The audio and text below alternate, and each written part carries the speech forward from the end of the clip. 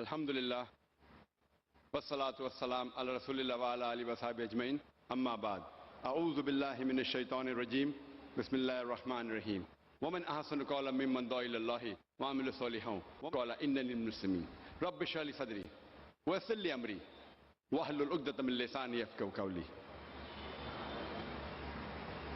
শ্রদ্ধেয় গুরুজনেরা এবং আমার প্রিয় ভাই বোনেরা, আমি আপনাদের স্বাগত জানাই ইসলামিক সম্ভাষণে। আসসালামু আলাইকুম ওয়া রাহমাতুল্লাহি ওয়া বারাকাতুহু। আল্লাহ সুবহানাহু ওয়া তাআলার দয়া, শান্তি ও রহমত আপনাদের সকলের উপর বর্ষিত হোক। আলহামদুলিল্লাহ, এটা আমার জন্য অত্যন্ত সম্মান এবং আনন্দের ব্যাপার যে চেন্নাইতে অনুষ্ঠানরত এই চতুর্থ শান্তি ইসলাম ধর্মীয় সম্মেলনে আসতে পেরে। আলহামদুলিল্লাহ, এটা আমার জন্য আরও সম্মানের দ্বিতীয় শেষ দিনের প্রশ্নোত্তর পর্ব পরিচালনা করতে পেরে। যেমনটা বলেছেন ভাই জাকির আহমেদ, যে আমরা অনুরোধ করব যদি কোনো অমুসলিম থেকে থাকেন তাদেরকে আগে প্রশ্ন করার সুযোগ দেওয়া হোক। মানুষ প্রায় অভিযোগ করে থাকেন আমার লেকচারের পরে প্রশ্নোত্তর পর্বের সময় কম থাকে বলে। এ কারণে আয়োজকরা আমরা যেটা করেছিলাম বোম্বেতে এই কয়েক মাস আগে, তারা একটা বিশেষ পর্বের ব্যবস্থা করেছেন শুধুমাত্র প্রশ্নোত্তরের জন্য। তাই আমরা প্রথমে অনুরোধ করব, এখানে যদি কোনো অমুসলিম থাকেন যারা প্রশ্ন করতে চান তাহলে তারা আগে সুযোগ পাবেন। যদি অমুসলিম কোনো প্রশ্ন করতে চান তারা যে কোনো প্রশ্ন করতে পারেন, ইসলাম ধর্ম নিয়ে বা হিন্দু ধর্ম বা খ্রিস্টান ধর্ম নিয়ে যে কোনো প্রশ্ন। আর যদি ইসলামের কোনো বিষয় সঠিক বলে মনে না হয়, ইসলামের কোনো নিয়মকানুনের সাথে যদি দ্বিমত পোষণ করেন, যদি কোরআনের কোনো বিষয়ের সাথে একমত না হন, সেটাও জিজ্ঞেস করতে পারেন। আমি যুবক মানুষ, আমি নিতে পারবো। অমুসলিমরা তাদের প্রশ্ন শেষ করার পর আমরা মুসলিম ভাইদের প্রশ্ন করতে বলবো, এবং আমি মুসলিম ভাইদের অনুরোধ করব তাদের প্রশ্নগুলো যেন শুধু ইসলাম এবং তুলনামূলক ধর্ম বিষয়ে থাকে। তাই আমি এখন স্বেচ্ছাসেবকদের অনুরোধ করব প্রথমে অমুসলিমদের প্রশ্ন করার সুযোগ করে দিতে। হ্যাঁ ভাই, আপনি বলেন। আমার নাম নবীন, আমি টিসিএস এ কাজ করি। আহ, যখনই কোনো মুসলিম ধর্ম উপদেশ দেয় তারা আল্লাহর নাম নিয়ে শুরু করে এবং মোহাম্মদের নামও বলে। তারা কেন যীশু খ্রিস্টের নাম বলে না, যিনি কিনা আল্লাহর একজন নবী ছিলেন? এবং আমার মনে হয় অনেকটা অজ্ঞতাবশতই মুসলিমরা যীশু খ্রিস্টকে নিয়ে কথা বলে, শুধু খ্রিস্ট ধর্ম নিয়ে কথা বলার সময়ই। তাহলে মুসলিমরা যখন কথা বলা শুরু করে তারা কেন আল্লাহ এবং মোহাম্মদের নামের পর যীশু খ্রিস্টের নামও বলে না, যেহেতু তিনি নিজেও আল্লাহর একজন নবী ছিলেন? ভাই, খুব ভালো প্রশ্ন করেছেন যে যখন মুসলিমরা আলোচনা শুরু করে ইত্যাদি, তারা প্রথমে আল্লাহ সুবহানাহু ওয়া তাআলার নাম স্মরণ করেন, এরপর আল্লাহর রাসূল মুহাম্মদ সাল্লাল্লাহু আলাইহি সাল্লামের নাম নেন। কেন তারা নাম নেন না যীশু খ্রিস্টের, তার উপর শান্তি বর্ষিত হোক? আপনি মনে করছেন এটা করলে ভালোই হবে, যেহেতু আপনি জানেন যে ইসলামে যীশু খ্রিস্ট, তার উপর শান্তি বর্ষিত হোক, তিনিও আল্লাহ তাআলার একজন রাসূল ছিলেন, তিনিও ইসলামের একজন বার্তাবাহক।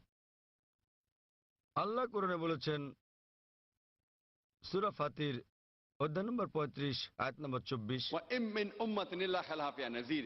এমন একটিও জাতি বা গোষ্ঠী নেই যাদের প্রতি আমি সতর্ককারী পাঠাইনি। আল্লাহ বলেন সূরা রাদ অধ্যায় 13 আয়াত নম্বর 7, ওয়া লিকুল্লি কওমিন হাদ। এবং প্রত্যেক জাতির প্রতি আমি একজন সতর্ককারী, একজন পথপ্রদর্শক পাঠিয়েছি। নামানুসারে কোরআনে মাত্র 25 জন নবীর কথা উল্লেখ রয়েছে,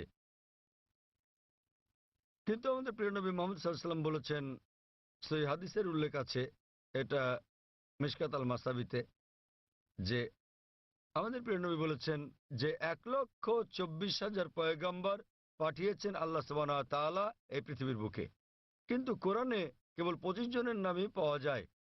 আদম, ইব্রাহিম, মুসা, যিশু, মুহাম্মদ, তাদের সকলের উপর শান্তি বর্ষিত হোক। তো ভাই, আমি যদি আপনার কথা মেনে নেই যে আমাদের নাম উল্লেখ করা উচিত সকল নবী রাসূলদের, তাহলে 1,24,000 নবী রাসূলগণের নাম নিতে না পারলেও অন্তত কোরআনে বর্ণিত 25 জনের সকলেরই নাম নিতে হবে।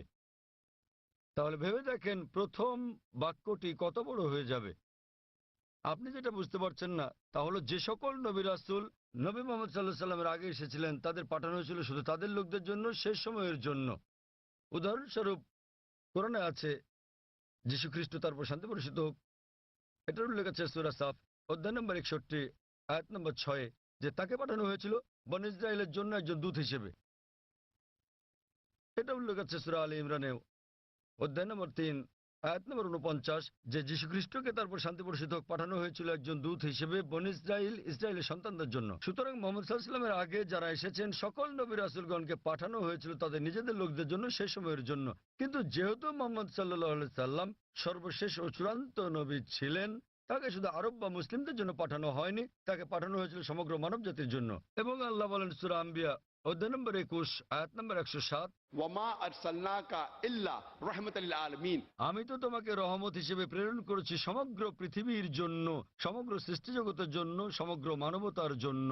সুতরাং মোহাম্মদ সাল্লাল্লাহু আলাইহি সাল্লাম যেহেতু সর্বশেষ এবং চূড়ান্ত নবী ছিলেন, তিনি শুধু মুসলিম বা আরবদের জন্য প্রেরিত হননি, এসেছিলেন সমগ্র মানবজাতির জন্য। এবং তিনি যে বার্তা নিয়ে এসেছিলেন তা শুধু একটা নির্দিষ্ট সময়ের জন্যই নয়, যেমনটা তার পূর্বে যারা এসেছিলেন তাদের বার্তা ছিল একটা নির্দিষ্ট সময়ের জন্য। কিন্তু যেহেতু নবী মোহাম্মদ সাল্লাল্লাহু আলাইহি সাল্লাম ছিলেন সর্বশেষ ও চূড়ান্ত নবী, তার বার্তা সময়ের বন্ধনে বাধা নয়, এটাকে অনুসরণ করতে হবে শেষ দিন পর্যন্ত। এ কারণে আপনি বর্তমানে যেখানেই থাকুন না কেন, হোক সে ভারত বা যুক্তরাষ্ট্র বা ইংল্যান্ড বা সৌদি আরব, পৃথিবীর যে কোনো প্রান্তে বর্তমানে আমাদের অনুসরণ করতে হবে সর্বশেষ ও চূড়ান্ত নবীকে, এবং তিনি হচ্ছেন নবী মোহাম্মদ সাল্লাল্লাহু আলাইহি সাল্লাম। যদিও ইসলামে সকল নবী রাসূলকেই আমরা সম্মান করি এবং আমরা যীশু খ্রিস্টকেও সম্মান করি, আমরা তাকে ভালোবাসি, তাকে শ্রদ্ধা করি, কিন্তু যীশু খ্রিস্ট তার উপর শান্তি বর্ষিত হোক নিজেই বলেছেন, এটার উল্লেখ আছে গসপেল অফ জন অধ্যায় নম্বর 16 অনুচ্ছেদ নম্বর 12 থেকে 14, আমি তোমাদের অনেক কথা বলতে চাই কিন্তু এখন তোমরা তা সহ্য করতে পারবে না, কারণ যখন সত্যের আত্মা আসবেন তিনি তোমাদের পথ দেখাবেন। তিনি নিজে থেকে কিছু বলবেন না, যা শুনবেন তাই বলবেন, তিনি আমাকে সম্মানিত করবেন। সুতরাং এখানে যীশু খ্রিস্ট তার উপর শান্তি বর্ষিত হোক ভবিষ্যৎবাণী করেছেন সর্বশেষ ও চূড়ান্ত নবী মুহাম্মদ সাল্লাল্লাহু আলাইহি সাল্লামের আগমনের। এই কারণে আমরা বিশ্বাস করি যে যীশু খ্রিস্ট তার উপর শান্তি বর্ষিত হোক এই পৃথিবীতে আবার প্রত্যাবর্তন করবেন, এবং খ্রিস্টানরাও এটা বিশ্বাস করে তিনি যখন আসবেন তিনি নিজেও আনুগত্য করবেন আল্লাহ সুবহানাহু ওয়া তাআলার, এবং সর্বশেষ ও চূড়ান্ত নবী মুহাম্মদ সাল্লাল্লাহু আলাইহি সাল্লামের শিক্ষা মেনে চলবেন। তাই এটাই হচ্ছে কারণ যে যখন কোনো মুসলমান কোনো বক্তব্য শুরু করতে যায় অথবা শাহাদাত দেয়, প্রথমেই সে এক এবং একমাত্র আল্লাহ সুবহানাহু ওয়া তাআলার নাম স্মরণ করে, শুধু তিনি একমাত্র উপাসনার যোগ্য, আর কেউ নয়। এবং আমরা সর্বশেষ ও চূড়ান্ত নবী অর্থাৎ মুহাম্মদ সাল্লাল্লাহু আলাইহি সাল্লামের উপর বিশ্বাস স্থাপন করি, কারণ তিনি এমন এক পয়গম্বর যার শিক্ষা দীক্ষা আজ অনুসরণযোগ্য। পূর্ববর্তী সকল নবী রাসূলগণ ছিলেন সময়ের গণ্ডিভুক্ত একটা নির্দিষ্ট সময়ের জন্য এবং একটা নির্দিষ্ট গোত্রের লোকদের জন্য। যেহেতু নবী মুহাম্মদ সাল্লাল্লাহু আলাইহি সাল্লামকে পাঠানো হয়েছে সমগ্র মানবজাতির জন্য এবং তার বার্তা সময়ের গণ্ডিভুক্ত নয়, এ কারণে আমরা তার নাম উল্লেখ করে থাকি। অন্যথায় ইসলামে আমাদের সকল নবীদেরকে সম্মান করতে হয়। আর আমি যদি আপনার কথা মেনে নেই, যেভাবে আগে বলেছিলাম আমার লেকচার শুরুর সময়, আমাকে বলতে হবে আল্লাহর নাম যিনি সর্বময়, সর্বোচ্চ, ক্ষমাশীল, এবং তার নবীদের নাম আদম এবং নূহ, তারপর সালেহ, ইদ্রিস, ইব্রাহিম, ইসমাইল, ইসহাক, মুসা, ঈসা, এবং তারপর আরো কারো নাম বলে আমি বলতে পারি মুহাম্মদ সাল্লাল্লাহু আলাইহি সাল্লাম। আমরা যখনই মুহাম্মদ সাল্লাল্লাহু আলাইহি সাল্লামের নাম উল্লেখ করি অন্য সকল নবীরা হয়তো অন্তর্ভুক্ত হন, কেননা এই কিতাব পবিত্র কোরআন যা কিনা নাজিল হয়েছিল নবী মুহাম্মদ সাল্লাল্লাহু আলাইহি সাল্লামের উপর, এখানে বলা আছে যে প্রত্যেক মুসলমানের দায়িত্ব আল্লাহ সুবহানাহু ওয়া তাআলার সকল নবী রাসূলগণকে সম্মান করা, এমনকি যদিও তাদের নাম পবিত্র কোরআনে উল্লেখ নাও থাকে। সুতরাং আমরা তাদের ভালোবাসি, তাদের সম্মান করি, কিন্তু আমাদেরকে নাম নিতে হবে সর্বশেষ ও চূড়ান্ত নবীরই, যেহেতু তার বাণী আজও অনুসরণ করা হচ্ছে। আশা করি উত্তরটা পেয়েছেন।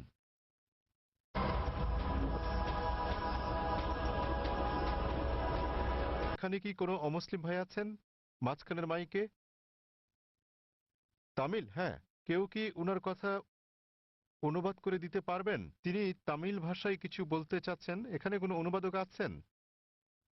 আমরা চাই উনার প্রশ্নটি যথাযথভাবে অনুবাদ করা হোক, তাকে তামিল ভাষাতেই প্রশ্নটি করতে দিন, অনুবাদক সেটাকে বাংলায় করবেন। எனது பெயர் அல்போன்ஸ். நான் கிறிஸ்தவ மதத்தை சார்ந்தவர். சென்னை பெரம்பூரிலிருந்து வருகிறேன். நான் இஸ்லாம் மதத்தினுடைய வீட்டிற்கு சென்று பீஸ் டிவி, தங்களது பீஸ் டிவியில் இஸ்லாம் மதத்தின் அனைத்து விஷயங்களையும் பார்ப்பேன். ரூபாய் கட்டினால் மட்டுமே பீஸ் டிவி சேனல் தெரியும் என்ற நிலைக்கு உள்ளது. ஆதலின் ஏன் இதை கேபிளில் ஒளிபரப்ப தங்கள் மதத்தை ஒளிபரப்பக்கூடாது என்று நினைக்கின்றேன். তার প্রশ্নটি হলো পিস টিভির সম্প্রচার বিষয়ে। তিনি জিজ্ঞাসা করেছেন কেন পিস টিভি কেবল টিভি বা অন্যান্য স্থানীয় কেবল চ্যানেলে সম্প্রচার হয় না। তিনি একজন খ্রিস্টান এবং তাকে একজন বন্ধুর বাসায় গিয়ে এই চ্যানেলটি দেখতে হয়। ভাই প্রশ্ন করেছেন যে তিনি একজন খ্রিস্টান এবং তিনি জানেন যে পিস টিভি স্যাটেলাইটের মাধ্যমে সম্প্রচার করা হয়, কেন কেবল অপারেটররা তাদের চ্যানেলে পিস টিভিকে রাখেন না? ভাই এটা কেবল অপারেটরদেরকে জিজ্ঞেস করতে হবে। আমরা যা করছি তাহলে আমরা খেয়াল রাখছি যে পিস টিভি চালু আছে এবং এটা পৃথিবীর যে কোনো প্রান্ত থেকে দেখা যায় কিনা। আলহামদুলিল্লাহ আমরা পিস টিভির 6টি আলাদা স্যাটেলাইট থেকে সম্প্রচার করছি এবং এটা পুরো পৃথিবী জুড়ে পৌঁছে যাচ্ছে। এশিয়া, মধ্যপ্রাচ্য, আফ্রিকা, অস্ট্রেলিয়া, ইউরোপ, উত্তর আমেরিকা, দক্ষিণ আফ্রিকা, সমগ্র বিশ্ব জুড়ে। আর ভারতের বিভিন্ন জায়গায় কেবল অপারেটররা পিস টিভিকে তাদের তালিকায় যোগ করেছেন, কেউ কেউ করছেন না। আপনি তাদেরকে জিজ্ঞেস করতে পারেন কেন তারা পিস টিভিকে তাদের তালিকায় যোগ করছেন না। আর দ্বিতীয়ত, কেউ যদি পিস টিভি দেখতে চান পৃথিবীর যে কোনো প্রান্ত থেকে, তিনি একটা ব্যক্তিগত ডিশ লাগিয়ে নিতে পারেন। বড় জোর ৬,০০০ রুপি খরচ হবে। $150 খরচে পৃথিবীর যে কোনো প্রান্ত থেকে ডিশ এবং ডিকোডার বসালে এটা ফ্রি টু এয়ার চ্যানেল, আপনি এটা দেখতে পারবেন। আপনাকে মাসে মাসে টাকা দিতে হবে না। এটা free to air channel, dish এবং ডিকোডারের খরচ পড়বে প্রায় ৬,০০০ রুপি। এটা আপনি বসাতে পারেন আপনার ছাদে বা বারান্দায় এবং ইনশাল্লাহ আপনি সারা জীবন দেখতে পারবেন। আপনাকে কোনো টাকা দিতে হবে না এর জন্য। আর আমাদের দুটো চ্যানেল আছে, একটা পিস টিভি ইংলিশ, আরেকটা হলো পিস টিভি উর্দু। তাই একবার ডিশ বসালে ইনশাল্লাহ আপনি দুটো চ্যানেলই দেখতে পারবেন। এবং আপনি যদি এটা আপনার বিল্ডিংয়ে বসান এবং 50টা বাড়িতে এই ডিশ লাইনটা ভাগ করে নেন, বাড়ি প্রতি হয়তো খরচ পড়বে মাত্র কয়েকশো রুপি। সুতরাং যে কেউ দেখতে চাইলে এইভাবে দেখতে পারেন। আর পিস টিভিকে ইন্টারনেটেও আমরা দিয়ে দিয়েছি। স্বাভাবিকভাবে ইন্টারনেটের গুণগত মান স্যাটেলাইটের তুলনায় অনেক নিম্নমানের হবে। আপনি ইন্টারনেটে www.peacetv.org এই সাইটে দেখতে পারবেন। এমনকি মোবাইলেও সম্প্রতি আমরা পিস টিভি মোবাইলও চালু করেছি। আপনার কাছে যে হ্যান্ডসেটই থাকুক না কেন, নোকিয়া অথবা আইফোন, আমরা চেষ্টা করছি বিশ্বের 80% হ্যান্ডসেটের জন্য এটাকে সহজলভ্য করতে। তবে ফোনটা যত উঁচু মানের হবে, যদি আপনি তৃতীয় প্রজন্মের ফোন নিয়ে থাকেন এর মান অনেক উন্নত হবে। যদি ওয়াইফাই ব্যবহার করেন উন্নত মান পাবেন। সুতরাং হ্যান্ডসেটের উপর নির্ভর করে আপনি মোবাইলেও পিস টিভি দেখতে পারেন। এটা সম্পূর্ণ বিনামূল্যে।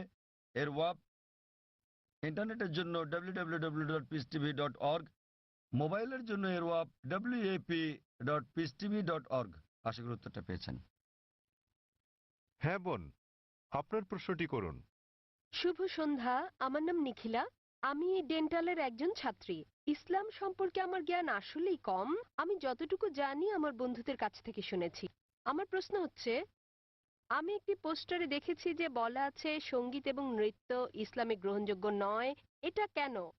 মানে আমি বলতে চাইছি যে আপনি এটা এমনি এমনি বলতে পারেন না যে গান বাজনা বা নৃত্য করো না। যেমন আপনি যদি বলেন যে ভরতনাট্যম বা অন্য কোনো নৃত্যের ব্যাপারে যেখানে সঙ্গীত আছে, এমনকি এমনিতেও আমরা সঙ্গীতের মাধ্যমে ঈশ্বরের প্রশংসা বা নিজেদের আবেগ প্রকাশ করে থাকি, তাহলে গান বাজনা গ্রহণযোগ্য নয় কেন? বোন জিজ্ঞেস করলেন যে কেন ইসলাম ধর্মের সঙ্গীত এবং নৃত্য নিষিদ্ধ। প্রথমে আমি সঙ্গীত নিয়ে বলছি, এরপর নৃত্য। সঙ্গীতের ব্যাপারে বলা যাবে, আমাদের প্রিয় নবী মুহাম্মদ সাল্লাল্লাহু আলাইহি ওয়াসাল্লাম বলেছেন যে সঙ্গীতের বাদ্যযন্ত্র সাধারণ নিয়মে সবই নিষিদ্ধ, তবে তিনি যেটার অনুমতি দিয়েছিলেন সেটা দাফ, একপাশে খোলা ড্রাম যাকে বলা হয় ডাফ বা ডাফলি। বাকি সবগুলোই নবী নিষিদ্ধ করেছেন, কারণ আপনি যদি ভেবে দেখেন এটা আপনাকে দূরে নিয়ে যায় আল্লাহ সুবহানাহু ওয়া তাআলার জিকির থেকে, সর্বশক্তিমানকে স্মরণ করা থেকে। এ কারণে যখন আমরা এরকম গান শুনি, যেমন ধরেন সিনেমার গান হোক, সেটা হিন্দি, মালায়ালাম, তামিল বা অন্য কিছু, আপনি দেখবেন যে এই হিন্দি সিনেমার গানগুলোর বেশিরভাগ কথায় একেবারে বাস্তবতা বহির্ভূত। আপনি জানেন যে নায়ক নায়িকাকে বলছে, मैं तुम्हारे लिए चांद तोड़ के लेके आऊंगा, मैं तुम्हारे लिए सितारे तोड़ के लेके आऊंगा। আমি তোমার জন্য চাঁদ নিয়ে আসবো, আমি তোমার জন্য তারা নিয়ে আসবো। আমরা জানি এটা সম্ভব না। কোনো মানুষ তার প্রেমিকার জন্য চাঁদ তারা নিয়ে আসতে পারে না। তবুও আমরা বলে থাকি পরিস্থিতি বা আবেগ ইত্যাদির কারণে। তো এই কারণে সাধারণ অনুশাসন হচ্ছে যে সঙ্গীত একজন মানুষকে আল্লাহ সুবহানাহু ওয়া তাআলার কাছ থেকে দূরে নিয়ে যায়। এ কারণে আমাদের প্রিয় নবী বাদ্যযন্ত্রকে নিষিদ্ধ করেছেন দাফ ছাড়া। অথবা সাধারণভাবে কণ্ঠস্বর, উদাহরণস্বরূপ যদি কেউ কোরআন আবৃত্তি করে তার কণ্ঠ সুন্দর, সেটা ঠিক আছে, কারণ এটা একজন মানুষকে আল্লাহ সুবহানাহু ওয়া তাআলার দিকে নিয়ে আসে। নেপথ্য বাদ্যযন্ত্রের আওয়াজ থাকলে যদি এটা একটা বিশেষ আবেগের সৃষ্টি করে, তাহলে গান গাওয়ার ক্ষেত্রে এটা হচ্ছে মুবাহ, ঐচ্ছিক, যতক্ষণ পর্যন্ত গানের কথাগুলো নিয়ে যাচ্ছে আল্লাহ সুবহানাহু ওয়া তাআলার দিকে। যদি গানের কথাগুলো আপনাকে আল্লাহর কাছ থেকে দূরে সরিয়ে নিয়ে যায়, তাহলে সে ধরনের গানও নিষিদ্ধ। এবার আসি দ্বিতীয় ভাগে, নৃত্য করা কেন নিষিদ্ধ। কোরআনে এমন কোনো আয়াত নেই, অথবা আমার জানার মতো কোনো হাদিস নেই যেখানে বলা আছে যে নৃত্য করা হচ্ছে হারাম। কিন্তু সাধারণভাবে যেহেতু মানুষ নাচে অন্য মানুষদের দেখানোর জন্য, আপনারা জানেন যে মঞ্চে নৃত্য পরিবেশন করা হয়, যেমন ভরতনাট্যম। আপনি মঞ্চে ভরতনাট্যম করছেন আর হাজার হাজার লোক আপনাকে দেখছে। সাধারণভাবে যদি হিজাবের দিক থেকে বলি, আমরা চাইবো না যে উন্মুক্ত হোক আমাদের মহিলারা, আমাদের মায়েরা, আমাদের বোনেরা, আমাদের কন্যারা মঞ্চে উঠুক আর হাজার হাজার লোক তাদের দেখুক। তো যে কোনো পেশা যেখানে শরীরকে প্রদর্শন করা হয়ে থাকে মানুষকে বিনোদন দেওয়ার জন্য, সেটা নিষিদ্ধ। এই কারণেই মানুষজনের সামনে নাচা অথবা নাচ করা কোনো পার্টিতে যেখানে বিপরীত লিঙ্গের মানুষেরা থাকে, বেশিরভাগ ক্ষেত্রে নাচের নিয়মগুলো এগুলো ইসলামী শরিয়ার বিরুদ্ধে যায়।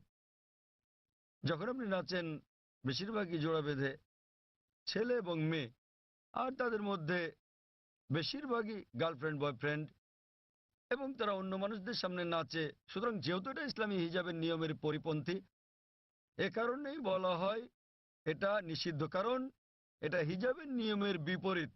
তাই বুঝতে হবে যে যখন নাচ করছেন, আপনি মানুষজনের সামনে নাচ করছেন, পার্টিতে যাচ্ছেন, আবার ঘুরে বেড়াচ্ছেন, আর না হলে শুধু স্বামী স্ত্রী মিলে যেভাবে খুশি সময় কাটাতে পারেন যতক্ষণ এটা শরিয়ার বিরুদ্ধে না যাচ্ছে। বদ্ধ ঘরের ভেতরে স্বামী স্ত্রী মিলে যা খুশি করতে পারেন যদি এটা কোরআন ও হাদিসের নিয়মকানুনের বাইরে না যায়, কোনো সমস্যা নেই। কিন্তু যেহেতু বেশিরভাগ সময় নাচ শরীরকে প্রদর্শন করে থাকে, এতে গান থাকে, নাচ থাকে, আপনি মঞ্চে উঠছেন আর লোকেরা আপনাকে দেখছে, তাই এটা শরিয়ার হিজাবের নিয়মের বিরুদ্ধে। এ বিষয়ে আমার ভিডিও ক্যাসেট দেখেন, ইসলামে নারীর অধিকার আধুনিক না সেকেলে, সেখানে বিস্তারিত আছে কেন আমরা মুসলিমরা নারীদের নিরাপত্তা দেই, ভালোবাসি, তাদেরকে কি চোখে দেখি। যেহেতু আমরা নারীদের ভালোবাসি, আমরা তাদের নিরাপত্তা দেই এবং আমরা তাদের প্রদর্শন করতে চাই না। এই কারণেই যে সমস্ত পেশায় প্রকাশ্যে গান গাওয়া বা নাচ করা অথবা মডেলিং এর ব্যাপার আছে, সেগুলো নারীর জন্য নিষিদ্ধ। আশা করি উত্তরটা পেয়েছেন।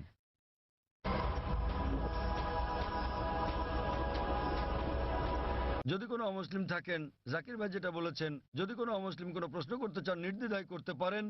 আপনার যে কোনো প্রশ্ন ইসলাম নিয়ে অথবা অন্য কোনো ধর্ম নিয়ে, ইসলাম এবং তুলনামূলক ধর্ম নিয়ে যে কোনো প্রশ্ন অথবা ইসলামের কোনো বিষয় যদি আপনার কাছে সঠিক মনে না হয়, এটাই সুযোগ, আপনি যে কোনো প্রশ্ন করতে পারেন। জনমানুষের সামনে এভাবে খোলামেলা প্রশ্ন করার সুযোগ সত্যি দুর্লভ। একজন অমুসলিম ভাই আছেন। আপনি কি অমুসলিম? হ্যাঁ ভাই, আপনার প্রশ্ন করুন। হ্যাঁ। আসসালামু আলাইকুম ভাই জাকির, ওয়ালাইকুম এবং আসসালাম ওয়া রাহমাতুল্লাহ। শুভ সন্ধ্যা আমার ইসলামী ভাইদের এবং অন্য ধর্মের ভাইদেরও। আমার নাম রামজি জায়রা আমান। আমি আমেরিকার একজন টেকনোলজিস্ট, সেখানে প্রায় ৩৫ বছর ধরে বাস করছি। আর গত ৩ বছর ধরে আমি আধ্যাত্মিকতা চর্চা করছি আমার জীবিতকালেই একটা আত্মিক মুক্তির উদ্দেশ্যে। আমি কোরআন শরীফ পড়েছি। আমার একজন বন্ধু আছে, বলতে পারেন আজীবনের বন্ধু। গত ৪৫ বছর ধরে সে একজন খাঁটি মুসলমান। আমার প্রশ্ন হচ্ছে, প্রথমে আমাকে একটি কথা বলতে দিন, তারপর আমি আমার প্রশ্নটি করব। আমরা যখন কিছু বুঝতে চাই, হোক সেটি ধর্ম নিরপেক্ষ অথবা ধর্মীয়, আমরা বই পড়ে সেটি জানি, কিন্তু যখন আমরা বইটি পড়ি আমরা সেটা বুঝে বুঝেই পড়ি। তাই যদি হয় তাহলে কেন প্রায় 1 ঘন্টা ধরে আপনার ছেলে বক্তৃতা করেছিল কোরআন বুঝে পড়ার বিষয়ে, বিশেষত সৌদি আরবের ভাষা আরবি ভাষার বিষয়ে? কেননা আমি যা অনুভব করি এবং চর্চা করি যে কোরআন ভাষার অনেক ঊর্ধ্বে, তো প্রত্যেক মুসলমানের আরবি ভাষা শিখতে হবে। বিষয়টা আমার কাছে কিছুটা জোর জবরদস্তিমূলক মনে হয়েছে। কোরআন কি তাই বলে? ভাই একটা ভালো প্রশ্ন করেছেন। বললেন যে তিনি আধ্যাত্মিকতা শিখতে চান এবং তিনি কোরআন পড়েছেন, কিন্তু তিনি বুঝতে পারেননি যে কেন একটা বক্তৃতা যা ফারিক নায়েক করেছিল আমার ছেলে কোরআন বুঝে পড়ার জন্য আরবি ভাষা শেখার গুরুত্ব নিয়ে, আর এটা কেন আবশ্যিক।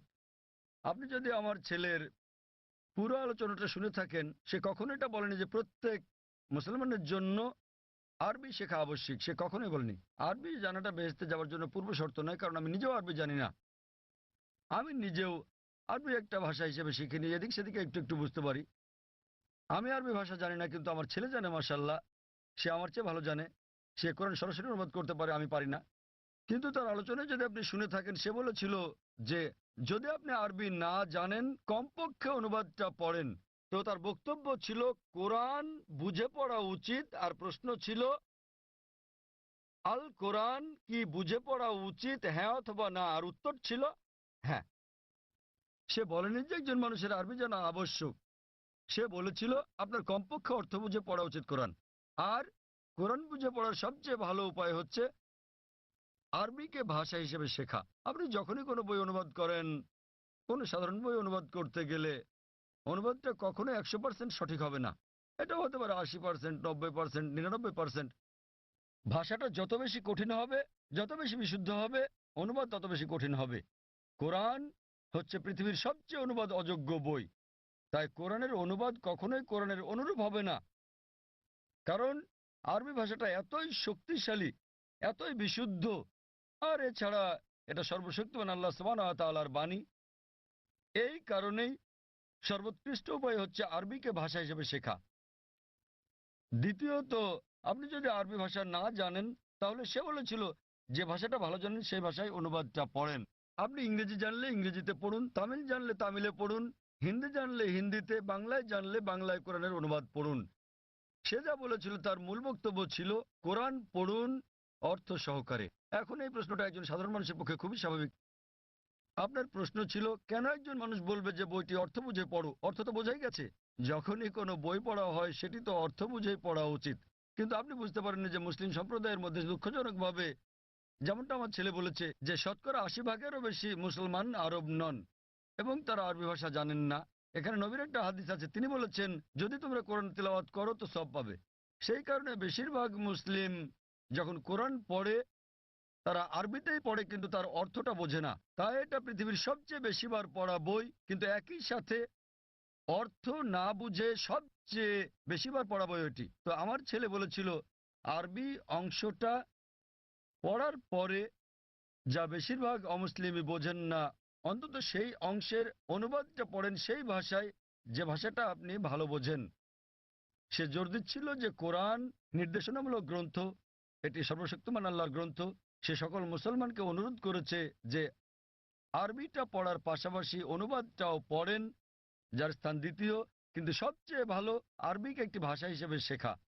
কেননা আপনি যদি আরবি জানেন এবং শুদ্ধ ভাষা জানেন, যা আমরা আমাদের স্কুলে শেখাই, ইসলামিক ইন্টারন্যাশনাল স্কুল বোম্বে এবং ইসলামিক ইন্টারন্যাশনাল স্কুল চেন্নাইতে, তাহলে সংযোগ সূত্র পেয়ে যাবেন এবং কোরআনের অর্থ বোঝাটা আরো ভালোভাবে হবে।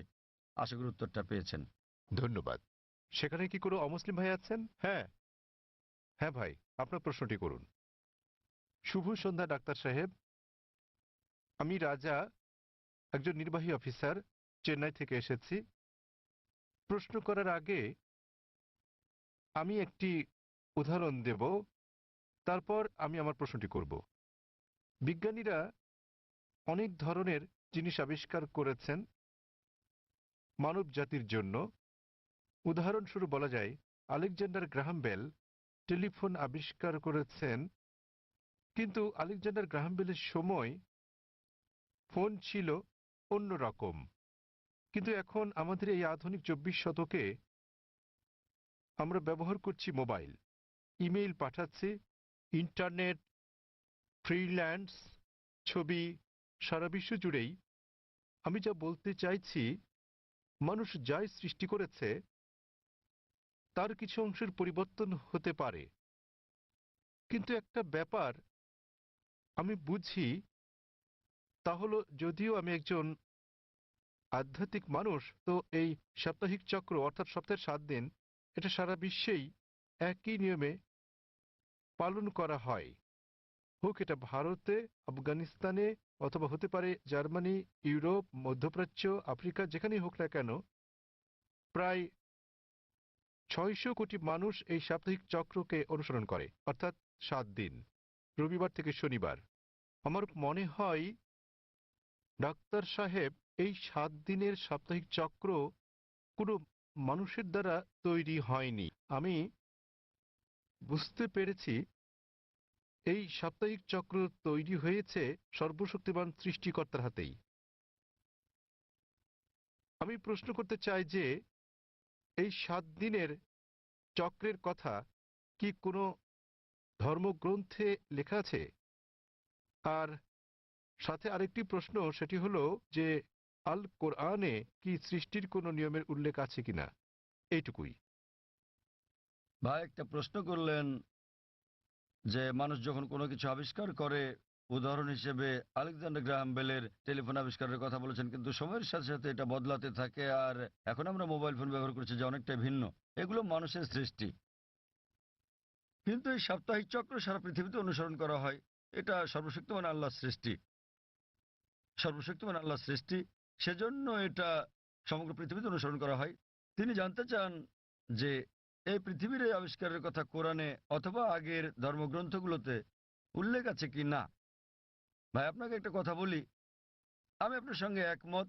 মানুষ যখন কোনো কিছু আবিষ্কার করে সেটার বিবর্তন হতে থাকে, উন্নতি হতে থাকে, শুধুমাত্র আল্লাহরটা ছাড়া। আল্লাহ হলেন নিখুঁত। তিনি কিছু সৃষ্টি করলে সেটা নিখুঁতভাবে সৃষ্টি করেন, অথবা তিনি ধাপে ধাপে এটাকে উন্মোচন করতে পারেন, কারণ সৃষ্টির জন্য তিনি যেটা সৃষ্টি করেছেন মানুষের জন্য তারা বুঝতে নাও পারে। উদাহরণস্বরূপ তিনি অনেক নবী পাঠিয়েছেন।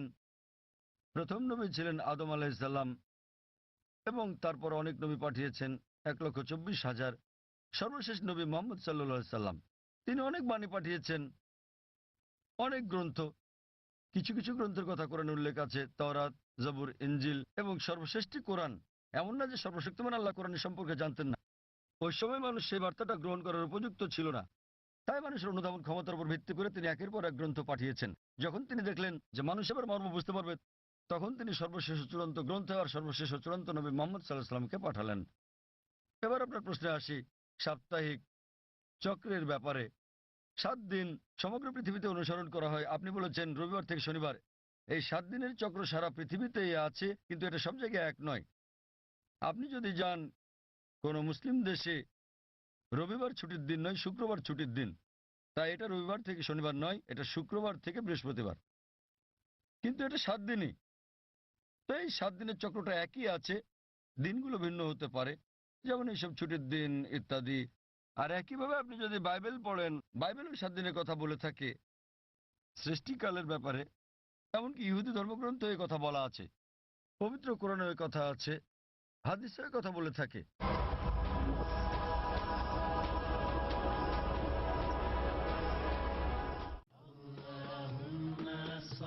নবীজি মুহাম্মদ সাল্লাল্লাহু আলাইহি ওয়াসাল্লামের মণিমুক্তা। আয়েশা রাদিয়াল্লাহু আনহা থেকে বর্ণিত, রাসূলুল্লাহ সাল্লাল্লাহু আলাইহি ওয়াসাল্লাম বলেন, হে আয়েশা, নিশ্চয়ই আল্লাহ সহনশীল, আর তিনি প্রত্যেক কাজে সহনশীলতা পছন্দ করেন। সহিহ বুখারী 9ম খণ্ড অনুচ্ছেদ 4, হাদিস নম্বর 6927।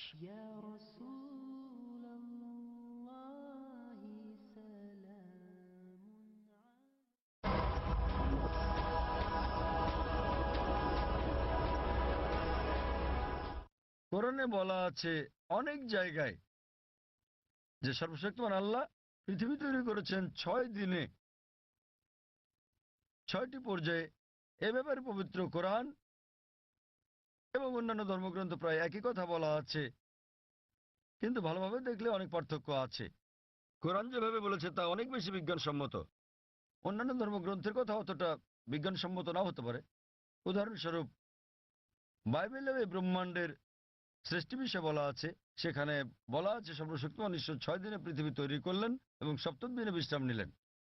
এর মানে ঈশ্বরেরও বিশ্রামের প্রয়োজন হয়। কোরআনও বলে যে সর্বশক্তিমান আল্লাহ 6 দিনে পৃথিবী তৈরি করলেন, কিন্তু এটা বলেন যে 7ম দিনে বিশ্রাম নিয়েছেন। কেন? কারণ পবিত্র কোরআনে আছে সূরা বাকারা অধ্যায় নম্বর 2 আয়াত নম্বর 255, এটা আয়াতুল কুরসি। الله لا اله الا الحي القيوم لا تاخذه سنه ولا نوم له ما في السماوات وما في الارض। যে তিনি চিরকালীন, তিনি সর্বশক্তিমান, তিনি একক, কোনো তন্দ্রা তাকে স্পর্শ করে না, তার বিশ্রামেরও দরকার নেই। সর্বশক্তিমান আল্লাহর কোনো ঘুমের প্রয়োজন নেই, তার বিশ্রামেরও প্রয়োজন নেই। তাহলে তার বিশ্রামের প্রশ্নটা আসে কি করে?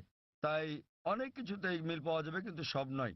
কেউ যদি বলে যে ঈশ্বরের বিশ্রাম প্রয়োজন, যেমন আমি বা আপনি আমাদের মানুষের বিশ্রাম প্রয়োজন, সর্বশক্তিমানের কোনো বিশ্রাম প্রয়োজন নেই। তো এখানে পার্থক্যটা। বাইবেলে যা বলা আছে তা হলো 24 ঘন্টা করে 6টি পর্যায়, 24 ঘন্টার 6টি সময়। আমরা বিজ্ঞানীরা বলে থাকি যে 24 ঘন্টার 6টি দিনে এই পৃথিবী তৈরি করা সম্ভব নয়। তো বিজ্ঞানীরা বাইবেলের ওল্ড টেস্টামেন্টের এই বর্ণনার সাথে দ্বিমত পোষণ করেন। আর কোরআনের কথায় আসি, কোরআন কখনোই বলেনি যে সর্বশক্তিমান আল্লাহ 24 ঘন্টার 6 দিনে এটা তৈরি করেছেন। আরবি শব্দ ইয়াম, বহুবচনে আয়াম, যা কোরআনে উল্লেখ আছে, এর দুটো মানে আছে। ইয়মের একটা মানে হলো সাধারণ 24 ঘন্টার একদিন বলতে যা আমরা বুঝি, আর একটা মানে হচ্ছে পর্যায়। এটা যে কোনো দৈর্ঘ্যের হতে পারে, যেমন একটা যুগ। আর বিজ্ঞানীদের এটা মেনে নিতে কোনো সমস্যা নেই যে ব্রহ্মাণ্ড 6টি যুগে তৈরি হয়েছে, 6টি দীর্ঘ সময়ে, হতে পারে লক্ষ লক্ষ বছর ধরে, তাতে কোনো অসুবিধা নেই। এখানে পার্থক্যটা। জগতের সৃষ্টির রহস্যের ব্যাপারে কোরআনে শত শত আয়াত আছে এই জগতের সৃষ্টি রহস্য নিয়ে। আমি এটার উপর একটা লেকচার দিতে পারি, কিন্তু এখানে সময় নেই। আমি শুধু কয়েকটা উদাহরণ দেব। কোরআন পৃথিবীর সৃষ্টি রহস্য নিয়ে কি বলে তাই নিয়ে সেখানে অনেক কথাই বলা আছে, কিন্তু কোরআনে যা বলা আছে এর অধিকাংশই কোরআন নাজিলের সময় আমরা জানতাম না। কোরআন যখন 1400 বছর আগে নাজিল হয়েছিল, এসব কথা অজানা ছিল। উদাহরণস্বরূপ, আজ একজন বিজ্ঞানীকে জিজ্ঞেস করলে তিনি উত্তর দেবেন। আমরা যদি বলি যে কিভাবে পৃথিবীর সৃষ্টি হলো, তাহলে তিনি বলবেন যে প্রথমে এখানে ছিল একটি নীহারিকা, তারপর একটা গৌণ বিচ্ছেদ ঘটল, বিগ ব্যাং, যা থেকে জন্ম নিল ছায়াপথ, তারকামণ্ডলী, গ্রহসমূহ, সূর্য, এমনকি পৃথিবী যেখানে আমরা বাস করি। এটা কয়েকজন বিজ্ঞানী আবিষ্কার করেছিলেন প্রায় 35-40 বছর আগে, আর এটাকে বলা হয়ে থাকে বিগ ব্যাং, যেটা 40 বছর আগে আবিষ্কৃত হয়েছে। আর যেটাকে আজকে বিজ্ঞানীরা বলছেন বিগ ব্যাং, এটা কোরআনে বলা হয়েছে 1400 বছর আগে। সূরা আম্বিয়া অধ্যায় নম্বর 21 আয়াত নম্বর 30 বলা হয়েছে যে अवलम यरल लजीना कफरू অবিশ্বাসীরা কি দেখে না अन्न समावाति वल अर्द कानत रत्कन तकनाहुमा। যে আকাশমণ্ডলীয় পৃথিবী একত্রিত ছিল, অতঃপর আমি পৃথক করে দিলাম। এখানে কোরআন এই ব্রহ্মাণ্ডের সৃষ্টি বিষয়ে সংক্ষেপে বলে দিচ্ছে যে আকাশমণ্ডলীয় পৃথিবী একত্রিত যুক্ত ছিল, এরপর আমি তাদের পৃথক করে দিলাম। আজকের বিজ্ঞানীরা সৃষ্টির রহস্য নিয়ে যা বলছেন তার নাম দিয়েছেন বিগ ব্যাং। এটা কোরআনে 1400 বছর আগে বলা হয়েছে। আমরা আগে মনে করতাম যে এই যে আমরা পৃথিবীতে আছি এটা সমতল। মাত্র কয়েকশো বছর আগে আমরা জানতে পারলাম, যখন স্যার ফ্রান্সিস ড্রেক 1557 সালে পৃথিবীটা নৌপথে ভ্রমণ করলেন, তিনি প্রমাণ করলেন যে পৃথিবী বর্তুলাকার। কোরআন এটা বলেছে 1400 বছর আগে। সূরা নাজিয়াত অধ্যায় নম্বর 79 আয়াত নম্বর 30। वल अर्द बाद ज़ालिका दहाहा। এবং তারপর আমি পৃথিবীকে তৈরি করলাম ডিম্বাকৃতি। আরবি শব্দ দাহা, এর একটা মানে হলো প্রসারিত হওয়া, যেভাবে পৃথিবী প্রসারিত হয়েছে। আরেকটা মানে আরবি দুইয়া শব্দ থেকে এসেছে, যার মানে হচ্ছে ডিম। এটা কোনো সাধারণ ডিম নয়, এটা বিশেষভাবে বোঝায় উট পাখির ডিমকে। এবং আমরা জানি পৃথিবী একটা বলের মতো সম্পূর্ণ গোলাকার নয়, এটা দুই প্রান্তে একটু চ্যাপ্টা। এবং আমরা যদি একটা উট পাখির ডিমের আকৃতি চিন্তা করি, সেটাও আসলে বর্তুলাকৃতির। একবার চিন্তা করেন, কোরআন পৃথিবীর বর্তুলাকৃতির কথা বলেছে 1400 বছর আগেই। আগে আমরা মনে করতাম চাঁদের আলো তার নিজস্ব আলো। সম্প্রতি বিজ্ঞান থেকে জানতে পেরেছি 100 বছর বা 200 বছর আগে যে চাঁদের আলো তার নিজের আলো নয়, বরং সেটা প্রতিফলিত আলো। কোরআন এটা বলেছে 1400 বছর আগেই। সূরা ফুরকান অধ্যায় নম্বর 25 আয়াত নম্বর 61 যে সর্বশক্তিমান আল্লাহ আকাশে তৈরি করেছেন নক্ষত্রপুঞ্জ আর সেখানে জেলে দিয়েছেন একটি প্রদীপ সূর্য, যা তার নিজের আলোয় জ্বলে, আর চাঁদ জলে প্রতিফলিত বা ধার করা আলোয়। চাঁদের আলোর আরবি শব্দ হচ্ছে মুনির বা নূর, যার মানে হচ্ছে ধার করা বা প্রতিফলিত আলো। কিন্তু সূর্যের আলোর জন্য ব্যবহৃত হচ্ছে ওয়াহাজ, সিরাজ, দিয়া অর্থাৎ মশাল, গনগনে প্রদীপ, প্রজ্বলিত আলো, যা সূর্যের আলোকেই তার নিজস্ব আলো হিসেবে বোঝাচ্ছে। এখানে অনেক আয়াত আছে কোরআনে যা সৃষ্টিজগৎ বিষয়ে, জ্যোতির্বিদ্যা বিষয়ে বলে। আমি যখন ছিলাম স্কুলে আমি পড়েছিলাম যে সূর্য যদিও ঘুরে, এটা তার নিজের অক্ষে আবর্তন করে না, এটা নিশ্চল। কোরআনের সূরা আম্বিয়াতে বলে অধ্যায় নম্বর 21 আয়াত নম্বর 33, هو الذي خلق الليل والنهار আল্লাহ সৃষ্টি করেছেন দিন ও রাত, والشمس والقمر সূর্য এবং চন্দ্র, كل في فلك يسبحون। প্রত্যেকে তার নিজ কক্ষপথে বিচরণ করছে। কোরআন বলছে সূর্য এবং চন্দ্র আবর্তন করা ছাড়াও তাদের নিজস্ব অক্ষের উপর ঘুরছে। আর আজ বিজ্ঞানের এত উন্নতির পরে আমরা জানি যে আমরা একটা টেবিলের উপর যদি সূর্যের ছায়া দেখি তাহলে আমরা দেখতে পাবো যে সূর্যের গায়ে কালো দাগ রয়েছে, এবং এই কালো দাগগুলো প্রায় 25 দিনে একবার সম্পূর্ণ আবর্তন করে, যা দিয়ে বোঝায় সূর্য প্রায় 25 দিনে একবার আবর্তন করে। আর এভাবেই কোরআন বলে আকাশের কথা যে এটা একটা ছাদের মতো। সূরা আম্বিয়া অধ্যায় নম্বর 21 আয়াত নম্বর 32। কোরআন পদার্থের প্রথম অবস্থার কথা বলে প্লাজমা। কোরআন বলে সূরা জারিয়াতে অধ্যায় নম্বর 51 আয়াত নম্বর 47 যে আমি এই বিশাল আকাশকে নির্মাণ করেছি, এই ক্রমবর্ধনশীল বিশ্ব যা আমরা সম্প্রতি জেনেছি। এভাবেই কোরআনের অনেক জায়গায় সৃষ্টি রহস্যের কথা বলা হয়েছে। কিন্তু লক্ষ্য করার মতো বিষয় হলো অন্যান্য ধর্মগ্রন্থের মতো অন্যান্য ধর্মগ্রন্থ যেমন বেদ, বাইবেল, সেগুলোও বলে থাকে সৃষ্টি রহস্যের বিষয়ে। সৃষ্টির বিষয়ে তাদের অনেক বক্তব্যই বিজ্ঞানের সাথে মিলে যায়, কিন্তু অনেক বক্তব্যই আবার বৈজ্ঞানিক প্রমাণের বিপরীতে অবস্থান করে। কিন্তু কোরআনের ব্যাপারে বলা যায় কোরআনে 6000-এরও বেশি আয়াত আছে, যার মধ্যে 1000-এর বেশি বিজ্ঞান নিয়ে কথা বলে, এবং পবিত্র কোরআনে এমন একটা আয়াত নেই যা প্রতিষ্ঠিত বিজ্ঞানের বিরুদ্ধে যায়। কোরআনের সাথে অন্যান্য ধর্মগ্রন্থের পার্থক্য হচ্ছে কোরআনের কোনো আয়াতই বিজ্ঞানের প্রমাণিত সূত্রের বিপক্ষে যায় না। এটা কোনো তত্ত্বের বিপক্ষে যেতে পারে, কারণ তত্ত্ব বদলে যায়, কিন্তু একটি আয়াত প্রতিষ্ঠিত বিজ্ঞানের বিপক্ষে যায় না। এই কারণেই কোরআন একটি অনন্য গ্রন্থ, আর বলা যায় এটি সর্বশক্তিমান আল্লাহর একমাত্র আসমানি কিতাব, একমাত্র ধর্মগ্রন্থ যা তার প্রকৃত রূপে এখন পর্যন্ত অবিকৃত আছে। এই কারণেই আপনি যদি সমস্ত ধর্মগ্রন্থগুলোকে বিজ্ঞান দিয়ে পরীক্ষা করেন, সবগুলোই ফেল করবে কোরআন ছাড়া। আর কোরআন হলো এই পৃথিবীর বুকে একমাত্র ধর্মগ্রন্থ যা বিজ্ঞানের পরীক্ষায় পাশ করবে। আশা করি উত্তরটা পেয়েছেন। হ্যাঁ, আমাদের বোনদের কাছ থেকে কোনো প্রশ্ন আছে কি? কোনো অমুসলিম বোন আছেন? জি আছি। হ্যাঁ বোন, আপনি আপনার প্রশ্নটি করুন। আবারও শুভ সন্ধ্যা। আমি ব্রাহ্মণ্যবাদের একজন অনুসারী, কিন্তু আমি ইসলামের অনেক কিছুই পছন্দ করি। কিন্তু ইসলামের নিয়ম অনুসরণ করতে হলে আমাকে কি ইসলামে ধর্মান্তরিত হতে হবে, নাকি আমার ব্রাহ্মণ্যবাদের ধর্ম পালন করেই আমি ইসলামের বিভিন্ন নিয়ম অনুসরণ করতে পারবো? স্যার, আমি আপনার অনেক বক্তৃতাই দেখেছি, যেমন ইসলাম ও হিন্দু ধর্মের মধ্যে সাদৃশ্য এবং আরো অনেকগুলো। আপনার বক্তৃতা আমি খুবই পছন্দ করি। বোন খুব সুন্দর একটা প্রশ্ন করলেন।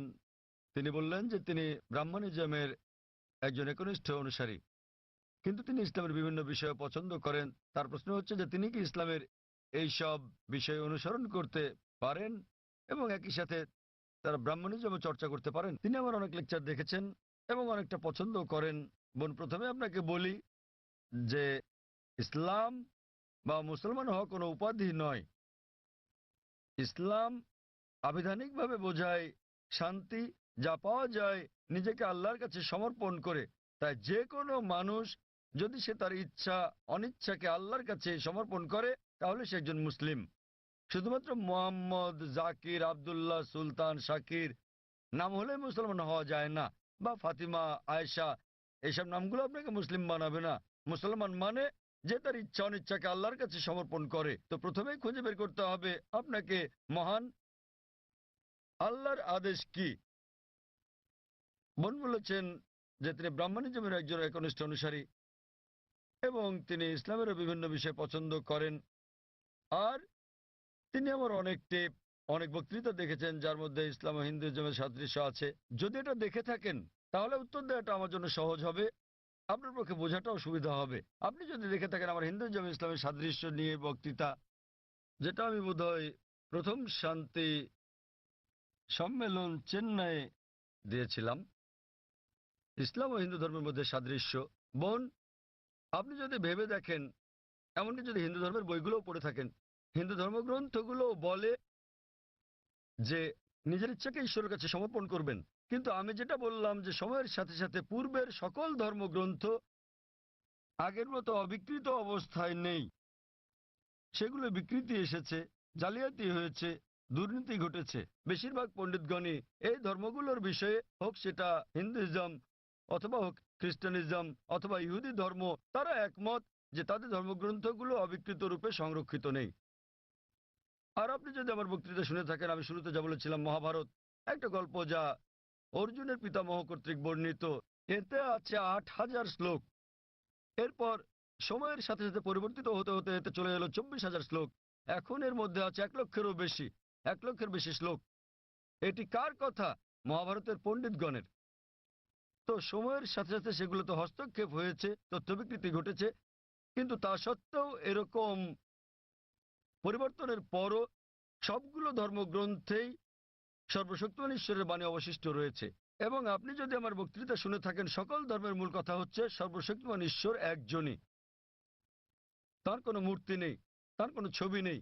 সবগুলো ধর্মই বলে থাকে ঈশ্বর একজনই। আপনি হয়তো শুনেছেন আমার লেকচারে আমি বলেছিলাম বিভিন্ন জায়গায়, যেমন ছান্দোক্য উপনিষদে অধ্যায় নম্বর 6 অনুচ্ছেদ নম্বর 2 শ্লোক 1, एकम विद्वितीयम।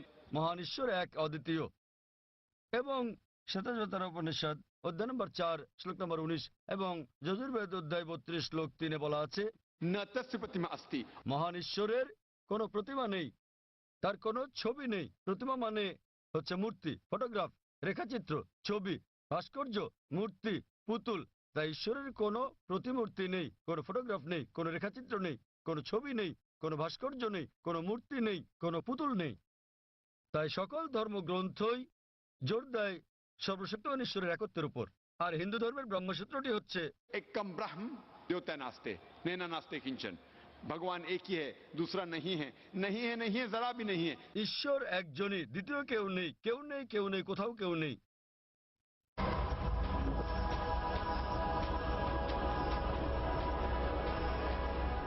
এবার আসি মূল প্রশ্নে, যা হলো একজন কট্টর ব্রাহ্মণ হয়েও আপনি ইসলামের শিক্ষা অনুসরণ করতে পারবেন কিনা।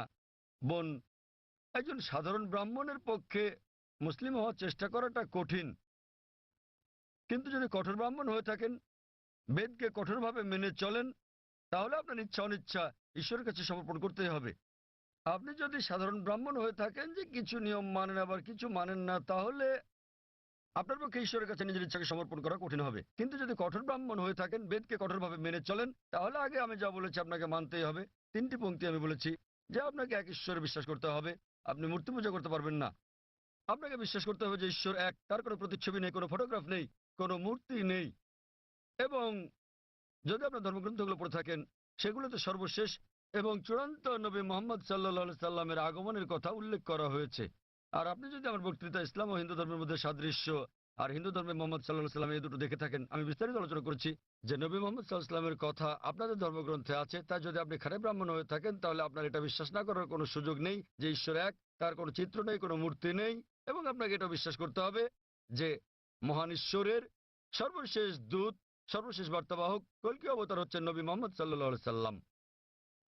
কিন্তু যখন আপনার ধর্মগ্রন্থ বলে যে আপনাকে কল্কি অবতার চূড়ান্ত দূতকে অনুসরণ করতে হবে, তো যখন আপনি এই দূত নবী মোহাম্মদ সাল্লাল্লাহু আলাইহি সাল্লামের বাণীগুলো পড়বেন, তখন আপনি দেখবেন যে এই কথাগুলো আপনার ধর্মগ্রন্থগুলোতে যা লেখা আছে তার সাথে মিলে যাচ্ছে। আবার একই সাথে দেখবেন এটা আপনার ধর্মগ্রন্থের অনেক কথার বিরুদ্ধে যাচ্ছে।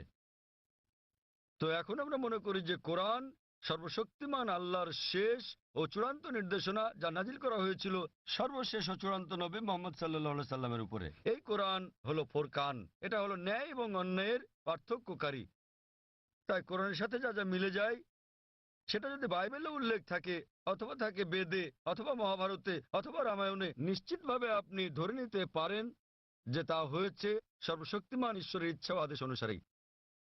যদি সেটা বিরুদ্ধে যায়, আপনাকে মানতে হবে যে এটা হচ্ছে সর্বশক্তিমান ঈশ্বরের ইচ্ছা ও আদেশের বিপরীত। তাই আপনি যদি একনিষ্ঠ ব্রাহ্মণ হন, ব্রাহ্মণিজম চর্চা করে থাকেন, আপনাকে এক ঈশ্বরে বিশ্বাস করতে হবে, মূর্তি পূজার বিরোধিতা করতে হবে।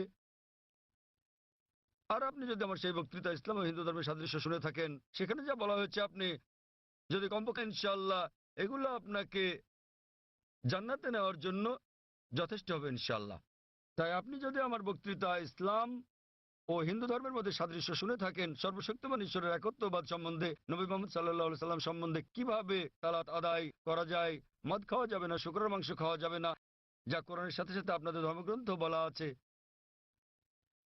আপনাদের বেদে শালীনতার বিষয়ে বলা আছে যে মহিলাদের নিজেদের আবৃত রাখা উচিত, যা কোরআনেও বলা আছে। তাই আমার সেই বক্তৃতায় যা যা আমি বলেছি, আরো অনেক বিষয় আছে, কিন্তু আপনি যদি শুধু এই বিষয়গুলো ভালোভাবে অনুসরণ করেন বোন, ইনশাল্লাহ ইনশাল্লাহ এগুলো আপনাকে এই পরীক্ষায় পাশ করিয়ে দেওয়ার জন্য যথেষ্ট। আপনি চাইলে আরো অনেক কিছু অনুসরণ করতে পারেন, কিন্তু কমপক্ষে এই বিষয়গুলো, এই প্রধান বিষয়গুলো যা আমি উল্লেখ করেছি, কিন্তু আপনার ধর্মগ্রন্থে যা বিতর্কিত, আপনার তা অনুসরণ করা উচিত নয়, কারণ আপনাদের পণ্ডিতগণই বলেন যে এটা সময়ের আবর্তনে পরিবর্তিত হয়ে গেছে। আমাদের বুঝতে হবে যে এই বিষয়গুলো হচ্ছে তথ্য বিকৃতি, হস্তক্ষেপিত, সত্যের অতিরঞ্জন। তাই মিলগুলো শুধু অনুসরণ করেন, ইনশাল্লাহ ইনশাল্লাহ আপনি একজন ভালো ব্রাহ্মণ হতে পারবেন। আপনি নিজ ধর্মগ্রন্থের অনুশাসন মেনে চলেন, জাফর খান এবং কোরআনের সাথে মিলে যায়, এবং ইনশাল্লাহ একজন নিয়মনিষ্ঠ মুসলমানও হতে পারেন। তো আশা করি ইনশাল্লাহ যে সর্বশক্তিমান আল্লাহ আপনাকে হৃদায়ত দান করুন। বোন, আপনি কি বিশ্বাস করেন ইসলাম ও হিন্দু ধর্মের সাদৃশ্য নিয়ে আমি আলোচনায় যে কথাগুলো বলেছিলাম? হ্যাঁ স্যার, পুরোপুরি। বোন, আমার লেকচারের কথাগুলোর সঙ্গে আপনি একমত? জি স্যার। আপনি কি নিয়মগুলো মানতে রাজি আছেন? হ্যাঁ হ্যাঁ, রাজি আছি। তাহলে আপনি যেহেতু এগুলো মানতে রাজি আছেন, আমি যা বলেছি, সুতরাং আপনি প্রকৃত নিজের ইচ্ছা অনিচ্ছাকে আল্লাহর কাছে সমর্পণ করলেন। আরবিতে আপনি বলতে পারেন মুসলমান, বাংলায় বলতে পারেন আল্লাহর কাছে নিজের ইচ্ছাকে সমর্পণকারী। তো যদি একমত হন যে ধর্মগ্রন্থগুলোতে বলা আছে এক ঈশ্বরের উপাসনা করতে হবে, তিনি ছাড়া আর উপাস্য নেই, মূর্তি পূজা করা অন্যায়, আপনি যদি সর্বশেষ ও চূড়ান্ত নবী কলকি অবতার মুহাম্মদ সাল্লাল্লাহু সাল্লাম এবং তার শিক্ষার উপর বিশ্বাস রাখেন, তাহলে আমার মতে, আমি যদি আরবিতে বলি, আমাকে বলতে হবে যে আপনি ইসলাম ধর্ম পালন করছেন এবং আপনি একজন মুসলিম। বোন, আপনি কি একমত আছেন? জি স্যার, একমত। তাহলে আপনি কি জনসমক্ষে বলতে পারবেন যে আরবি নিয়মে আপনি একজন মুসলিম? বোন, আপনি কি আরবি নিয়মে ঘোষণা দিতে পারবেন এটা? যেহেতু আপনি মেনে নিয়েছেন একজন ঈশ্বর এবং নবী মোহাম্মদ সাল্লাল্লাহু আলাইহি সাল্লাম সর্বশেষ ও চূড়ান্ত নবী, তো আপনি কি ঘোষণা দিতে পারবেন যে আপনি একজন মুসলিম? আমি বলছি না যে আমি একজন মুসলিম, যদিও আপনি যা বলেছেন আমি তার সাথে একমত। এখন আপনি যদি মেনে নেন যে ঈশ্বর একজন এবং তার হ্যাঁ। কোনো মূর্তি বা ছবি নেই এবং একমাত্র তারই উপাসনা করতে হবে, আর আপনি যদি মেনে নেন যে নবী মোহাম্মদ সাল্লাল্লাহু আলাইহি সাল্লাম আল্লাহ প্রেরিত দূত, এই দুটোই যথেষ্ট আপনাকে ইসলাম ধর্মের জগতে নিয়ে আসার জন্য, আপনি পাশ করেছেন। অন্যান্য বিষয়গুলো পরে আসবে। তো আপনি যদি মানেন ঈশ্বর এক, তার কোনো প্রতিচ্ছবি নেই, আপনি যদি মূর্তি পূজা করতে অস্বীকার করেন এবং আপনি মানেন যে নবী মোহাম্মদ সাল্লাল্লাহু আলাইহি সাল্লাম শেষ ও চূড়ান্ত নবী, তাহলে আপনি এই জগতে প্রবেশ করতে পারবেন ইনশাআল্লাহ, অথবা সঠিকভাবে বলতে গেলে এই জীবন দর্শনে। এবং ইনশাআল্লাহ এভাবে চর্চা চালিয়ে গেলে আপনি কি এই জীবনধারায় আসতে চান বোন? ঈশ্বর চাইলে। হ্যাঁ, এই তো ইনশাআল্লাহ, মাশাআল্লাহ। তো বোন, আমি আবারও আপনাকে জিজ্ঞেস করতে চাই আনুষ্ঠানিকভাবে, বোন, আপনি কি বিশ্বাস করেন যে এক ঈশ্বর? হ্যাঁ, করি। বিশ্বাস করেন যে সর্বশক্তিমান ঈশ্বর ছাড়া আর কারো উপাসনা করা উচিত নয়? হ্যাঁ হ্যাঁ। আপনি কি একমত যে মূর্তি পূজা ঠিক নয়? পুরোপুরি না হলেও কিছুটা একমত। না, দেখলেন তো, পুরোপুরি না কিছুটা, এটাই বলতে পারছেন না। আপনি এটা বলতে পারেন না যে কেকটা খেতে চাই, পেতে চাই। মূর্তি পূজা করা সঠিক নয়, নতুবা সঠিক। এর মানে ঈশ্বরের কাছে প্রার্থনার জন্য আপনার মূর্তি পূজার সাহায্য নিতে হবে না, কোনো মূর্তি পূজা করতে হবে না। আপনি কি মানেন যে ঈশ্বরের কোনো প্রতিরূপ নেই? হ্যাঁ আচ্ছা, আপনি মানেন, এর মানে আপনি বলছেন ঈশ্বরের কোনো প্রতিমূর্তি নেই। হ্যাঁ। ঠিক আছে, আপনি কি মানেন যে নবী মোহাম্মদ সাল্লাল্লাহু আলাইহি সাল্লাম সর্বশেষ চূড়ান্ত নবী? আমি আসলে এইটুকু পর্যন্ত ভালো করে জানি না, কিন্তু অন্যগুলো আপনি যা বলেছেন আমি মানছি, কিন্তু আমি আসলেই সর্বশেষ বিষয়গুলো জানি না। আপনি কি মানেন যে তিনি আল্লাহ প্রেরিত দূত? হ্যাঁ মানি। আপনি মানেন তিনি আল্লাহর দূত? হ্যাঁ। চমৎকার, চর্চাটাই আসল। একজন নির্ভেজাল মুসলিম হওয়া সহজ কথা নয়, আমরাও চেষ্টা করছি। তবু আমি যদি বলি আপনি কি আমার সাথে কালিমায়ে শাহাদা পাঠ করবেন? আপনি কি শাহাদাত পাঠ করবেন, যা আসলে আরবিতে একটা ঘোষণা, ওই একই কথা যা আমি বলেছি যে আল্লাহ ছাড়া কোনো প্রভু নেই আর নবী মোহাম্মদ সাল্লাল্লাহু আলাইহি সাল্লাম তার দূত, আরবিতে এটা বলতে চান? হ্যাঁ স্যার, বেশ, অবশ্যই। আমি আরবিতে বলবো, আপনি আমার সাথে সাথে বলবেন, আর পরে এটার অনুবাদও বলবো। ঠিক আছে। আশহাদু আশহাদু আল্লাহ আল্লাহ ইলাহা ইলাহা ইল্লাল্লাহ ইল্লাল্লাহ ওয়া আশহাদু ওয়া আশহাদু আন্না আন্না মুহাম্মাদান মুহাম্মাদান আবদুহু আবদুহু ওয়া রাসূলুহু। ওয়া রাসূলুহু। আমি সাক্ষ্য দিচ্ছি, আমি সাক্ষ্য দিচ্ছি আমি সাক্ষ্য দিচ্ছি যে যে কোনো উপাস্য নেই কোনো উপাস্য নেই আল্লাহ ছাড়া, আল্লাহ ছাড়া, আর আমি সাক্ষ্য দিচ্ছি আর আমি সাক্ষ্য দিচ্ছি যে নবী মোহাম্মদ সাল্লাল্লাহু আলাইহি যে সাল্লাম নবী মোহাম্মদ সাল্লাল্লাহু হলেন আলাইহি সাল্লাম হলেন আল্লাহর আল্লাহর বান্দা এবং রাসূল। বান্দা এবং রাসূল। মাশাআল্লাহ বোন, ধন্যবাদ। এখন আপনি একজন মুসলিম এবং আমি প্রার্থনা করছি যেন আল্লাহ সুবহানাহু ওয়া তাআলা আপনাকে পথ প্রদর্শন করেন। আর আমি চাই যে ইনশাআল্লাহ সকল ভাই বোনেরা যখনই কেউ ইসলাম গ্রহণ করবেন আপনারা তাকে জ্ঞানের দিক থেকে সাহায্য করবেন, এভাবে আপনারা সমাজ সেবা করতে পারেন। বোন, আপনার কাছে একটা অনুরোধ আমার, যে ইনশাআল্লাহ আপনি কোরআন অনুবাদ সহ পড়বেন, এমনকি যদি আগেও পড়ে থাকেন তবুও, এবং নির্দেশনাগুলো মেনে চলবেন, এবং ইনশাআল্লাহ আপনি তখন আল্লাহর কাছে নিজের ইচ্ছা সমর্পণকারী একজন নিষ্ঠাবান মানুষ হতে পারবেন। আর আমাদের জন্য দোয়া করবেন বোন।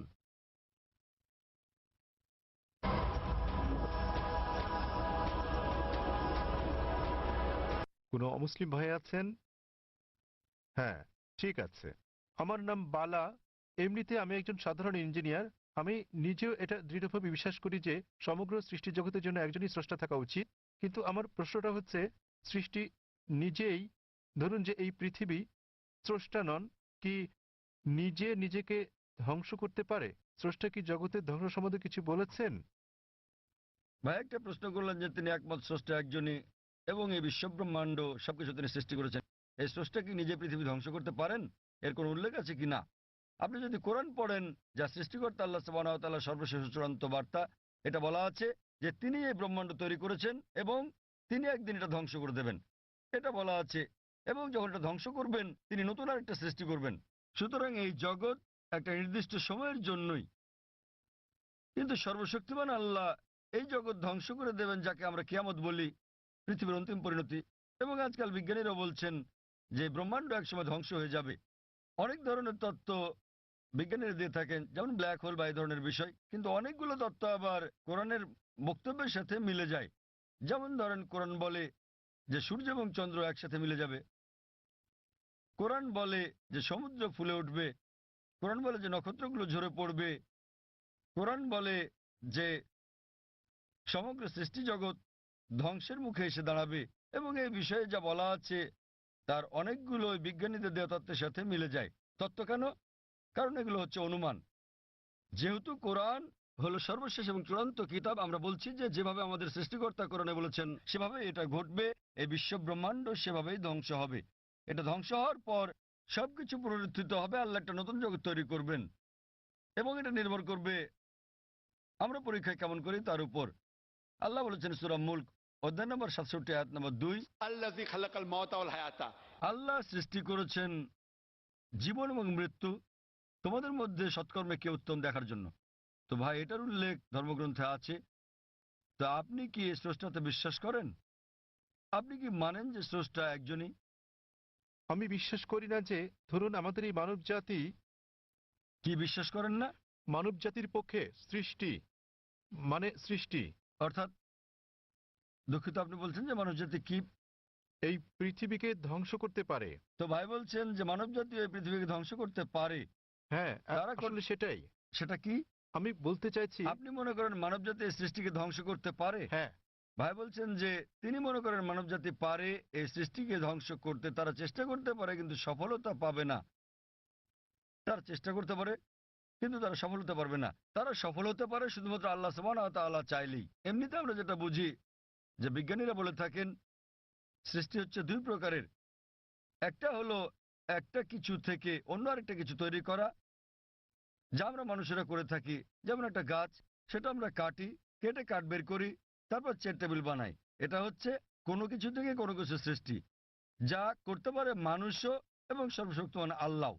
কিন্তু অন্য ধরনের সৃষ্টিটা হচ্ছে শূন্য থেকে কোনো কিছু তৈরি করা, যা মানুষ কখনোই করতে পারবে না, শুধু আমাদের ঈশ্বরই করতে পারেন, শুধু আল্লাহই করতে পারেন। তাই আরবিতে খালাকা শব্দের দুটো মানে আছে। একটা মানে হলো কোনো কিছু থেকে আরেকটা কিছু তৈরি করা, এবং খালাকা শব্দের অন্য মানেটা হচ্ছে শূন্য থেকে কিছু তৈরি করা। এবং সর্বশক্তিমান এই চ্যালেঞ্জটা দিচ্ছেন সূরা তুরে, অধ্যায় নম্বর 52, আয়াত নম্বর 35। তোমরা কি শূন্য থেকে কিছু তৈরি করতে পারো? উত্তর হচ্ছে না। একইভাবে আপনি যখন বলছেন যে আপনি ধ্বংস করছেন, আপনি গাছটিকে ধ্বংস করছেন, গাছটি চেয়ার টেবিলে রূপান্তরিত হলো, তো আপনি এটাকে নিশ্চিহ্ন করতে পারছেন না। শক্তি তার রূপ পরিবর্তন করে, বিজ্ঞানীরা তাই বলেন। তাই মানুষ এই ধরনের সৃষ্টি শুধু ঘটাতে পারে। আমরা ইট বানাতে পারি, বাড়ি বানাতে পারি, আবার সেটা ধ্বংস করতে পারি, কিন্তু অন্য কিছু তো রূপ নেবে। শুধু আল্লাহ সুবহানাহু ওয়া তাআলাই শূন্য অবস্থা থেকে অন্য কিছু তৈরি করতে পারেন, এবং তিনি সম্পূর্ণভাবে নিশ্চিহ্ন করতে পারেন, যা আমরা পারি না। আপনি চেষ্টা করতে পারেন, বলতে পারেন পারমাণবিক অস্ত্র দিয়ে ধ্বংস করতে পারি। আপনি সম্পূর্ণ ধ্বংস করতে পারবেন না, এটা একেবারে অসম্ভব। এটা শুধুমাত্র আমাদের স্রষ্টা সর্বশক্তিমান আল্লাহ করতে পারেন, আমরা পারি না। এ কারণে পবিত্র কোরআন বলে যে স্রষ্টা এই জগৎ তৈরি করেছেন এবং তিনি এটি ধ্বংস করে আরেকটি নতুন জগৎ তৈরি করবেন। আশা করি উত্তরটা পেয়েছেন। এবারের প্রশ্ন বোনদের দিক থেকে। ওখানে কোনো অমুসলিম বোন আছেন? আসসালামু আলাইকুম। এই প্রশ্নটা আসলে একজন অমুসলিম ভাইয়ের পক্ষ থেকে এসেছে। তার নাম স্বামীনাথন। তিনি তথ্য প্রযুক্তির ওপর ব্যাচেলর ডিগ্রি করেছেন। তার প্রশ্নটি হলো, ইসলাম কেন সমালোচনার ব্যাপারে এতটা স্পর্শকাতর, আর কেন সালমান রুশদি বা ইউরোপীয় কার্টুনিস্টকে মৃত্যু পরোয়ানা দেয়া হয়? সহজ ভাষায় বলতে গেলে ফতোয়া। আর একটু ভালোভাবে কি প্রতিক্রিয়া দেখানো সম্ভব নয়?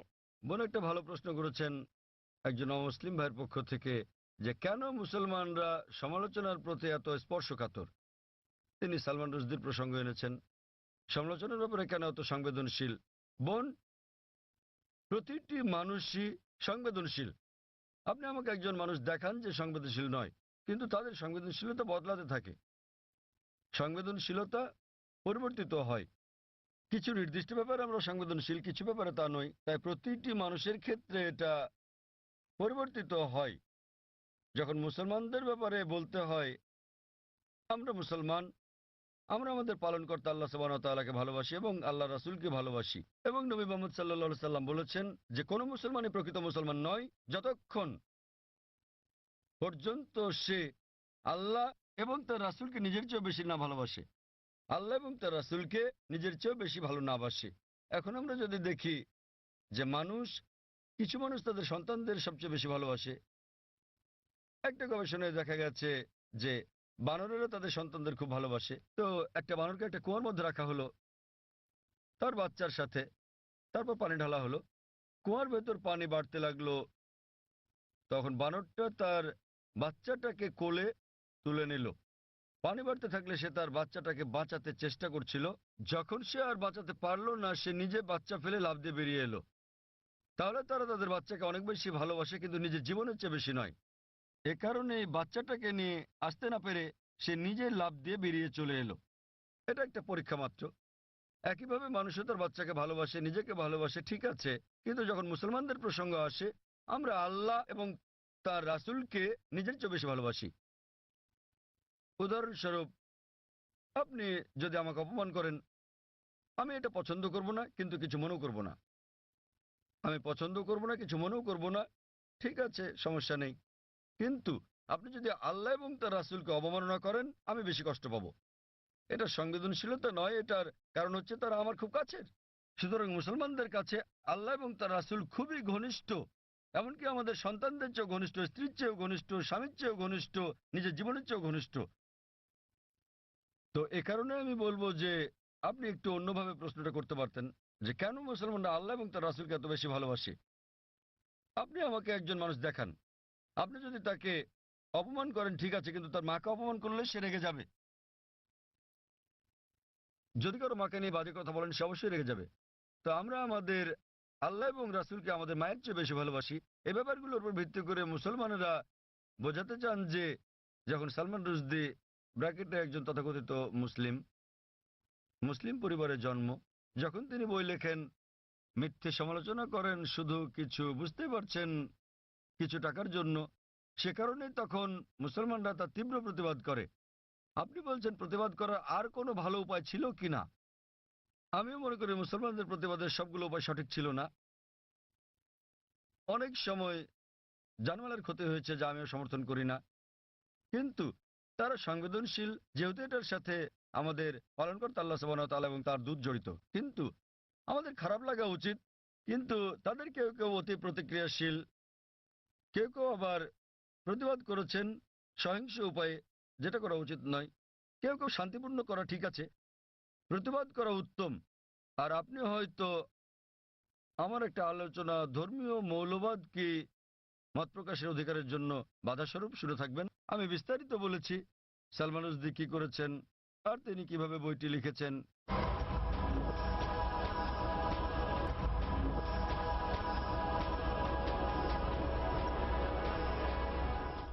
এবং সর্বপ্রথম দেশ স্যাটানিক ভার্সেস যে নিষিদ্ধ করেছিল, কোন দেশ? ইন্ডিয়া। শ্রী রাজীব গান্ধী সে সময়ের প্রধানমন্ত্রী, তিনি তখন সেই বইটি স্যাটানিক ভার্সেস নিষিদ্ধ করেছিলেন ভারতে, যা বইটি নিষিদ্ধকারী প্রথম দেশ। এবং আমি এটাকে স্বাগত জানাই, কিন্তু নিজের অজ্ঞতাবশত তিনি জানতেন না যে সেই একই বই স্যাটানিক ভার্সেসে নবী মোহাম্মদ সাল্লাল্লাহু আলাইহি সাল্লাম এবং আল্লাহ তাআলা সম্পর্কে বাজে মন্তব্য করা ছাড়াও তিনি বাজে মন্তব্য করেছিলেন সীতা এবং শ্রীরাম সম্পর্কেও, শ্রীরামকে নিয়েও, যা মানুষজন বইটি পড়লে হয়তো নাও বুঝতে পারে। আর ভেবে দেখেন, আমি ইংরেজ সরকারের কাছে প্রশ্নটা করছি, কয়েক বছর আগে একজন আমেরিকান লেখক ছিলেন, সাহিত্যিক, যিনি মার্গারেট থ্যাচারের নীতি নিয়ে 4 অক্ষরের একটা শব্দ ব্যবহার করেন। মার্গারেট থ্যাচারের নীতি 4 অক্ষরের শব্দ, ফাদার আঙ্কেল কাজিন কিং। এবং তারা তাকে ব্রিটেনে আসতে নিষিদ্ধ করলো। কেন? তিনি 4 অক্ষরের শব্দটা ব্যবহার করেছিলেন বলে। এই সালমান রুশদি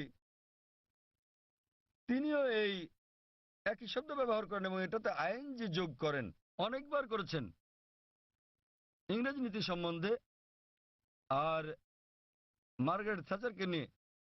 এবং তিনি তাকে সম্বোধন করেন, জানেন কিনা, ম্যাগি বা দুশ্চরিত্রা। আচ্ছা বেশ, আপনি বলতে পারেন যে ইংরেজরা উদারমনা, তারা কিছু মনে করবে না, কিন্তু আপনি যদি দেখা করেন মার্গারেট থ্যাচারের ছেলের সাথে আর তাকে বলেন যে সালমান রুশদি আপনাকে দুশ্চরিত্রার ছেলে বলেছে, তিনি কি করবেন? আঘাত করবেন। তো সংবেদনশীলতা কি এটার উপর ভিত্তি করে? সবাই আসলে সংবেদনশীল। আবার মনে করেন এই একই ইংরেজ সরকার, যা কিনা একজন আমেরিকান লেখককে নিষিদ্ধ করেছিল 4 অক্ষরের শব্দের জন্য, সালমান রুশদিকে তারা মেনে নেয় কেন? কি কারণে? কারণ তিনি নবী মোহাম্মদ সাল্লাল্লাহু আলাইহি ওয়াসাল্লামের অবমাননা করেছেন। তাই যেহেতু নবী মোহাম্মদ সাল্লাল্লাহু আলাইহি ওয়াসাল্লামকে অবমাননা করেছেন, তারা মার্গারেট থ্যাচারকে বলা সে 4 অক্ষরের শব্দটা হজম করে নিয়েছে, কেননা তিনি ইসলামের নবীর অবমাননা করেছেন। তো এভাবেই নীতিগুলো বদলাতে থাকে। আমরা যেটা বুঝি যে ইসলাম ধর্মে মত প্রকাশের স্বাধীনতা আছে, বক্তব্যের স্বাধীনতা আছে, কিন্তু এটা কখনোই সীমা অতিক্রম করবে না, এটা কাউকে কষ্ট দিতে পারবে না। আর এটার পক্ষে প্রমাণ থাকতে হবে। কাউকে আঘাত দিলেও যুক্তিযুক্ত এবং প্রমাণ সাপেক্ষ হলে সেটা ভিন্ন কথা, কিন্তু কুৎসা রটানো যাবে না। কুৎসা রটানো এবং পরনিন্দা করা ইসলামে নিষিদ্ধ। তো এর উপর ভিত্তি করে মুসলমানরা, যেহেতু সালমান রুশদি, যেহেতু সে আমাদের নবী মুহাম্মদ সাল্লাল্লাহু আলাইহি ওয়াসাল্লামকে অবমাননা করেছে এবং কুৎসা রটিয়েছে, এই কারণেই মুসলমানদের খারাপ লেগেছে এবং তারা রাগান্বিত হয়েছে, আর এটা আমি সমর্থন করি। এবং আমরা যদি বিশ্লেষণ করি, অধিকাংশ ধর্মেই ধর্মকে অবমাননা করার শাস্তি খুব কঠিন। আপনি যদি পড়েন বাইবেল, যদি আপনি হিন্দু ধর্মগ্রন্থগুলো পড়েন, কোরআন শরীফ যদি পড়েন, আর এটাকে ধর্মের অবমাননা বলে জানি, এ কারণে মুসলমানরা এত রাগান্বিত। আর আমরা সংবেদনশীল, কারণ এটা এমন একটা কিছুর বিপক্ষে যা আমরা আমাদের জীবনের চেয়ে বেশি ভালোবাসি। আশা করি উত্তরটা পেয়েছেন। হ্যাঁ, আমি কি কোনো অমুসলিম কোনো ভাইয়ের কাছ থেকে কোনো প্রশ্ন নিতে পারি? ওখানে কোনো অমুসলিম ভাই আছেন? ঠিক আছে ভাই, আপনার প্রশ্নটি করুন। আমি নেলসন ম্যান্ডেলা একজন মেডিকেল এক্সিকিউটিভ হিসেবে কাজ করছি। আমি অনেক জায়গায় লেখা দেখেছি যে শান্তি হলো ইসলাম। এটা ভালো কথা, তা সেটা যে যাই মনে করুক না কেন, অমুসলিমদের মধ্যে, খ্রিস্টান লোকদের মধ্যে, হিন্দু লোকদের মধ্যে একটা ভুল ধারণা আছে যে, এমনকি মুসলমানদের মধ্যে এটা আছে যে মুসলমান হওয়া মানে উদ্ধত। এটা কেন হবে? আবার একজন মানুষ হিসেবে আমি ঈশ্বরে বিশ্বাস করি, একক ঈশ্বরে। এমনকি আমি যিশুও বলি না। আমি কি ঈশ্বরের দূতের উপর বিশ্বাস না রেখেও ইসলাম ধর্মে নিজেকে দীক্ষিত করতে পারি? দয়া করে আগে শুনুন, দূত বা নবীকে না মেনে কি আমি সেটা করতে পারি? এই অবস্থায় আমি যদি নিজেকে ধর্মান্তরিত করি, সবাই আমাকে যে নামে চেনে, নেলসন ম্যান্ডেলা, ধর্মান্তরিত হলেও আমি কি এই নামটা রাখতে পারবো? ভাই দুটো প্রশ্ন করেছেন। ওনার প্রথম প্রশ্নটা হচ্ছে যে কেন অমুসলিমরা ধরে নেয় যে মুসলিমরা, আপনারা জানেন যে তারা ইসলামের অনুসারী, ইসলাম মানে হলো শান্তি, কেন তারা ধরে নেয় যে মুসলিমরা উদ্ধত? ভাই আমি আপনার সঙ্গে একমত যে অধিকাংশ মুসলিমই মনে করে যে মুসলিমরা উদ্ধত, সহিংস ইত্যাদি। ভাই এর কারণটা হলো মিডিয়া। মিডিয়া মিডিয়া সেভাবেই মুসলিমদেরকে তুলে ধরে। আপনি আজকে দেখেন যে কোনো সন্ত্রাসী হামলা হলেই সাথে সাথে তারা মুসলিমদের দায়ী করে সব সময়, ঠিক বা ঠিক যাই হোক না কেন। ওকলাহোমা বোমা হামলা যুক্তরাষ্ট্রে, যাতে প্রায় 166 জন মানুষ মারা গিয়েছিল, এটা ছিল আমেরিকার মাটিতে সবচেয়ে বড় বোমা হামলা। দিনের পর দিন এটাকে বলা হলো মধ্যপ্রাচ্য ষড়যন্ত্র, এতে মুসলিমরা জড়িত। পরবর্তী সময়ে তারা জানতে পারলো যে এতে জড়িত ছিল দুজন মার্কিন সৈন্য, কমিউনিস্ট, তারা জড়িত ছিল। এটা সংক্ষিপ্ত সংবাদে এলো, শেষ ঘটনা শেষ। তো মুসলমানদের ব্যাপারে হলে শিরোনামে চলে আসে, আর অমুসলিমরা জড়িত থাকলে এটা সংক্ষিপ্ত সংবাদ। যেমন ভারতীয় সংবাদপত্রে আপনি দেখবেন যে একজন 50 বছর বয়স্ক আরব, 50 বছরের বয়সের আরব মুসলিম 19 বছরের এক মেয়েকে বিয়ে করছে। দেখবেন যে অনেক বড় সংবাদ, শিরোনাম। পরের দিন 50 বছর বয়স্ক অমুসলিম 9 বছরের মেয়েকে ধর্ষণ করেছে, এটা আসে সংক্ষিপ্ত সংবাদ। তো মিডিয়া প্রথম পাতায় তুলে ধরে একজন 50 বছরের মুসলমান 19 বছরের মেয়েকে বিয়ে করছে, আর 50 বছর বয়স্ক অমুসলিম 9 বছরের মেয়েকে ধর্ষণ করছে, ছোট করে আসে। তো এই হচ্ছে আমাদের মিডিয়া। তাই আমি লেকচার দিয়েছি মিডিয়া এবং ইসলাম, যুদ্ধ না শান্তি বিষয়ে। এটা ছিল, এই আলোচনাটা আমি প্রায় 1 বছর আগে দিয়েছিলাম বোম্বেতে, মিডিয়া ও ইসলাম, যুদ্ধ না শান্তি, এবং আরো অনেক জায়গায়। আর মিডিয়া কিভাবে কি করে বিস্তারিত বলেছি। ভাই আপনাকে একটা প্রশ্ন করি, আপনি কি আমাকে উদ্ধত মনে করেন? না। মাশাআল্লাহ। আপনি কি মনে করেন এখানে যারা বসে আছেন তারা সবাই উদ্ধত? কেউ কেউ, সরি, কারো কারো মুখ দেখে মনে হয়। না না ভাই, আপনি দেখেন, আপনি ভাই অতিথিতে দেখুন ভাই আর তাদের আপনি চেহারা দেখেন, দেখুন। ঈশ্বর কাউকে যে চেহারা দেন তার জন্য কি তাকে দোষী করা যায়? আমি আপনার মুখ দেখতে পারছি না, এখান থেকে আপনার মুখ দেখতে পারছি না, আপনিও পর্দা আমার মুখ দেখতে পারছেন, আমি দেখছি না। খোদা না করুক আপনার চেহারা যদি উদ্ধত হয়, আপনাকে দায়ী করা যাবে না। না। তাই কখনো বলবেন না যে চেহারা উদ্ধত। হ্যাঁ, কারো ব্যবহার যদি আপনাকে খোঁচা মেরে থাকে, এখানে কেউ কেউ আপনাকে মেরেছে, আপনাকে কেউ গালাগাল করেছে না। তো ভাই আপনি যদি বলেন চেহারা উদ্ধত, তাহলে আপনাকে আবার ভেবে দেখতে হবে। দেখুন, চেহারা হলো ঈশ্বর প্রদত্ত, তাই কাকে দায়ী করবেন, ঈশ্বরকে না মানুষকে? অথবা নিজেকে দায়ী করতে পারেন যে আপনি মনে করেছেন সে উদ্ধত। আরেকটা ব্যাপার দেখেন ভাই, মনোবিজ্ঞান আছে। মনোবিজ্ঞানে বলা হয় যে, দেখেন আমি একজন মেডিকেল ডাক্তার, মনোবিজ্ঞানে বলা হয়, ধরেন আপনি ভাবছেন যে মিস্টার এ আপনার শত্রু, আপনার মনে হচ্ছে মিস্টার এ আপনার শত্রু, ঠিক আছে? কিন্তু তিনি একজন সাধারণ মানুষ, গড়পড়তা মানুষ। যখনই মিস্টার এ কে দেখছেন, তাকে শত্রু ভাবছেন আপনি, এবং আপনি রেগে যাচ্ছেন, তার দিকে এভাবে তাকাচ্ছেন। তিনি একজন স্বাভাবিক মানুষ, যেহেতু আপনি সেভাবে তাকাচ্ছেন তিনিও রেগে যাচ্ছেন। তো যখনই তিনি রাগছেন, হ্যাঁ বলেছিলাম না, দেখলেন আমার দিকে কিভাবে তাকাচ্ছে? প্রথমে তো আপনি তাকিয়েছেন, তিনি একজন সাধারণ মানুষ, যেহেতু আপনি মনে মনে ভেবে নিয়েছেন যে মিস্টার এ আপনার শত্রু, তিনি যখনই আসেন আপনি শত্রুর মতো আচরণ করছেন তার সাথে। তিনি স্বাভাবিক, কিন্তু আপনি তাকে দেখছেন, তার চলাফেরা দেখছেন, রেগে তাকাচ্ছেন। তিনি ভাবছেন এই লোক কেন আমার দিকে রেগে তাকাচ্ছে, তাই তিনিও রেগে যাচ্ছেন। তখন আপনি বলছেন দেখেন আমার দিকে কিভাবে তাকাচ্ছে, কিন্তু শুরু করেছে কি আপনি। তো এই মনস্তাত্ত্বিক মিডিয়া মানুষের মনের মধ্যে মাকড়সার জাল তৈরি করে দিয়েছে। মিডিয়ার ফাঁদ হচ্ছে মুসলমানরা উদ্ধত, সন্ত্রাসী, সহিংস, আপনাকে মেরে ফেলবে। তো আপনি খুব সাবধান হয়ে গেলেন, মানুষের মুখের দিকে তাকাচ্ছেন, হয়তো কেউ সন্ত্রাসীর মতো দেখতে। কারণ যখনই তারা বলছে সন্ত্রাসী, মাথায় টুপি পরিয়ে দিচ্ছে। তো যখনই মাথায় টুপি পরা কাউকে দেখছেন আপনি ভাবছেন সন্ত্রাসী। তো আসলে এটা হলো মিডিয়া যেভাবে বিষয়টাকে দেখাচ্ছে। তাই টুপির সাথে আমি স্যুট পরি, পশ্চিমা পোশাক এবং ইসলামী পোশাক, আর পাজামাও আমার গোড়ালির উপরে, তো আমি এটা মিশ্রণ করি। মিশ্রণ হলো পশ্চিমা সংস্কৃতির হালাল কিছু আমি নিতে পারি, কিন্তু আমি মাথায় টুপি পরি। তো আসলে এটা হলো মিডিয়া। কিন্তু এমনিতে হ্যাঁ, সমাজে কিছু বিপদগামী লোক থাকতে পারে। আমি বলছি না যে নিজেদের মুসলমান দাবি করা সকল মুসলমানই ভালো লোক, সকল ধার্মিক মুসলমান ভালো, কিন্তু মুসলমান নামধারী সবাই ধার্মিক মুসলমান নাও হতে পারে। ভাই আপনি বলেন তো, ভারতের সবচেয়ে বেশি ভারতীয়কে কারা হত্যা করেছে? কারা? আপনি কি জানেন? না। কাশ্মীর। কাশ্মীর জানেন তো? কাশ্মীর, হ্যাঁ। হ্যাঁ, আপনি কোথায় শুনেছেন? মিডিয়ায়। একদম ঠিক, কাশ্মীর। কিছু হলে কাশ্মীরি মুসলমান, জিহাদি, ঠিক তো? ভাই আপনি কি জানেন ভারতের সবচেয়ে বেশি লোকদের কারা হত্যা করেছে? হয়তো কাশ্মীরিরা, তাই তো? না, আপনার কি মনে হয়, আপনি কি মনে করেন হয়তো তারাই? হয়তো। হয়তো, ঠিক আছে। এটা একদম অবাস্তব কথা। আপনি কি জানেন আসামে কতজন লোককে হত্যা করা হচ্ছে? উলফা, উলফার নাম শুনেছেন হয়তো। হয়তো সংক্ষিপ্ত সংবাদে, তাই তো? সংক্ষিপ্ত শিরোনামে নয়। উলফা হচ্ছে একটা হিন্দু সন্ত্রাসী সংগঠন। তাদের প্রধান উদ্দেশ্যই হলো মুসলিমদের হত্যা করা।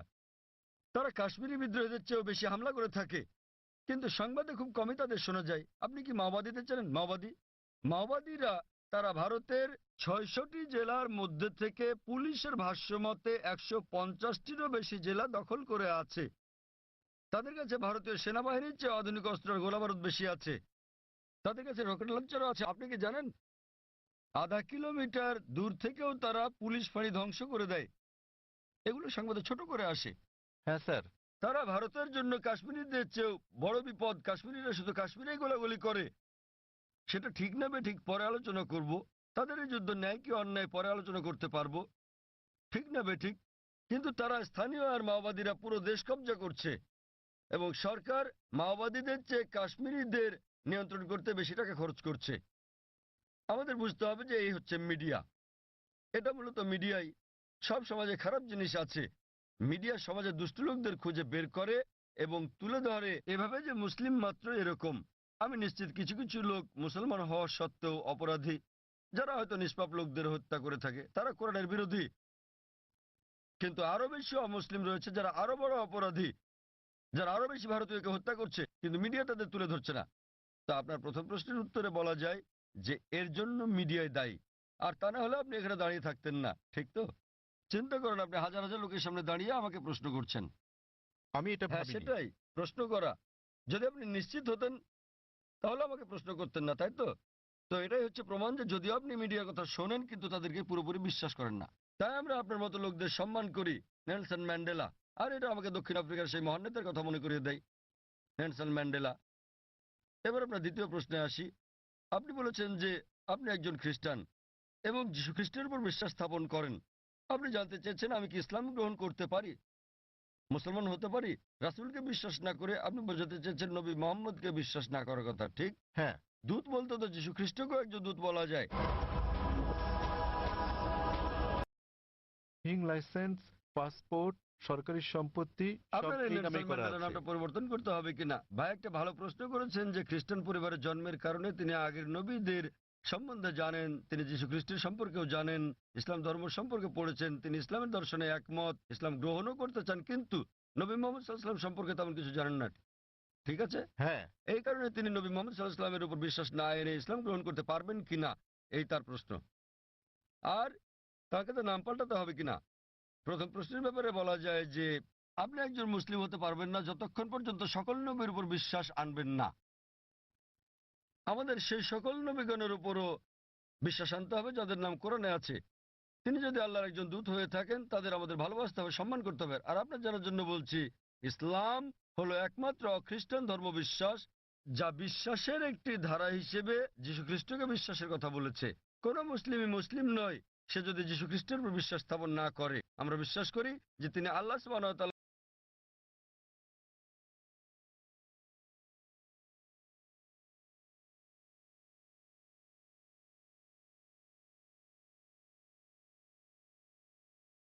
আল্লাহর সবচেয়ে প্রভাবশালী নবীগণের একজন।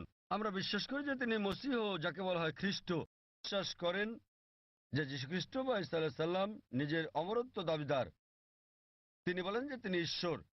প্রকৃতপক্ষে আপনি যদি বাইবেল পড়েন দেখবেন কোথাও এমন একটাও নিঃশর্ত বক্তব্য নেই সমগ্র বাইবেলে যেখানে যীশুখ্রিস্ট বা ঈসা আলাইহিস সালাম নিজে বলেছেন যে আমি ঈশ্বর অথবা তোমরা আমার উপাসনা করো। আমি আবারও বলছি, যদি পড়েন বাইবেল সেখানে একটিও নিঃশর্ত বক্তব্য নেই, একটিও দ্ব্যর্থহীন বাক্য পাবেন না সমগ্র বাইবেলে যেখানে যীশুখ্রিস্ট বা ঈসা আলাইহিস সালাম নিজে বলেছেন যে আমি ঈশ্বর অথবা তোমরা আমার উপাসনা করো। এমনকি বাইবেলে দেখবেন যীশুখ্রিস্ট বা ঈসা আলাইহিস সালাম নিজে বলেছেন, এর উল্লেখ আছে গসপেল অফ জন অধ্যায় নম্বর 14 অনুচ্ছেদ নম্বর 28। যীশুখ্রিস্ট নিজে বলেছেন আমার পিতা আমার চেয়ে মহান। গসপেল অফ জন অধ্যায় নম্বর 10 অনুচ্ছেদ নম্বর 29, আমার পিতা সবার চেয়ে মহান।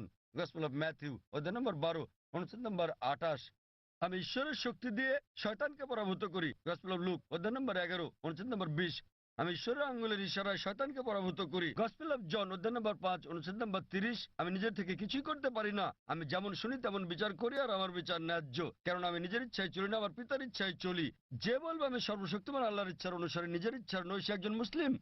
যীশু খ্রিস্ট সাল্লাল্লাহু আলাইহি ওয়াসাল্লাম ছিলেন একজন মুসলিম। তিনি কখনোই দেবত্ব দাবি করেননি, তিনি কখনোই বলেননি যে তিনি ঈশ্বর।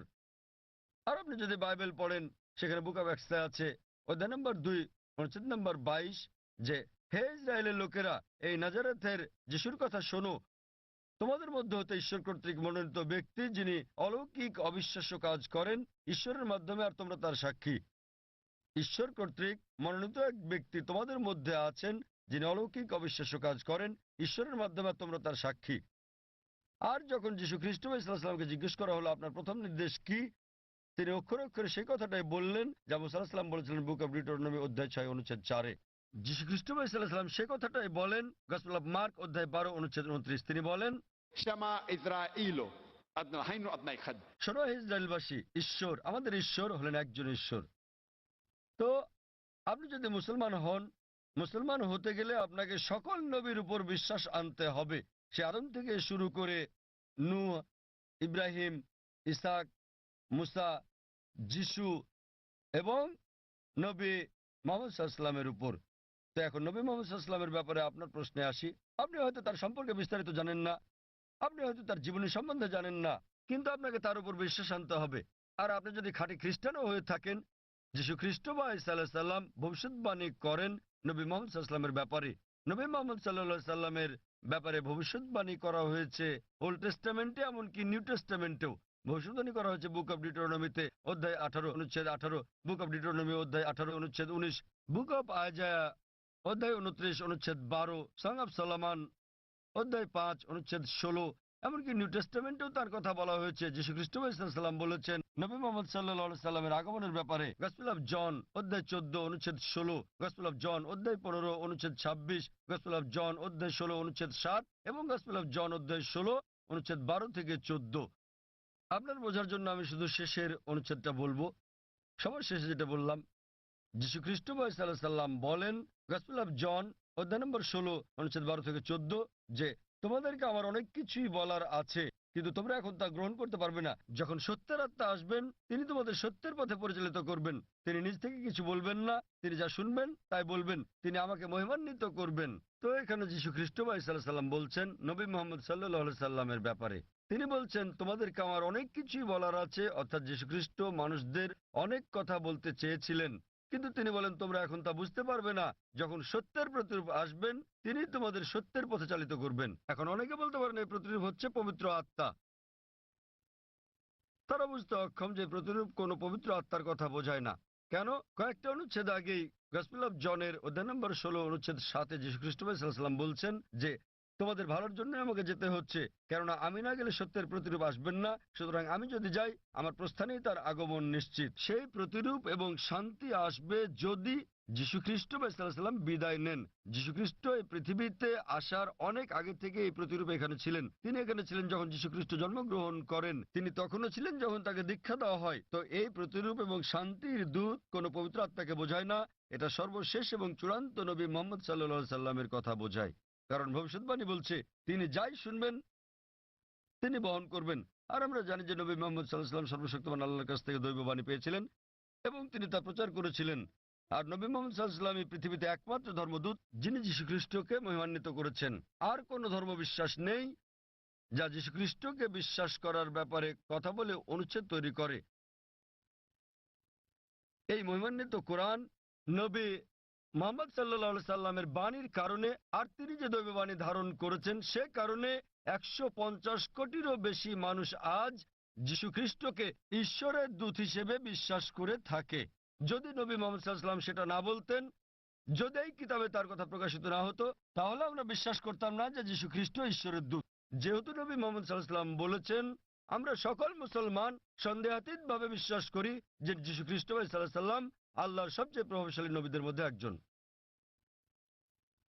একইভাবে আপনি যদি খ্রিস্টান হন আর আপনার ধর্মগ্রন্থ পড়েন, নবী যীশুখ্রিস্ট সাল্লাল্লাহু আলাইহি সাল্লাম ভবিষ্যৎবাণী করে গেছেন সর্বশেষ ও চূড়ান্ত নবী মুহাম্মদ সাল্লাল্লাহু আলাইহি সাল্লামের আগমনের ব্যাপারে। এখন যেহেতু আমি তুলনামূলক ধর্ম নিয়ে পড়ি, আমি হয়তো যীশুখ্রিস্ট সম্পর্কে অনেক কিছু জানি, কিন্তু অধিকাংশ মুসলমানই আপনি যদি জিজ্ঞেস করেন যিশুকে ছিলেন, তিনি একজন নবী, কিন্তু আপনি বিস্তারিত জিজ্ঞেস করলে তারা নাও জানতে পারে। তারা বিশ্বাস করে যে তিনি নবী।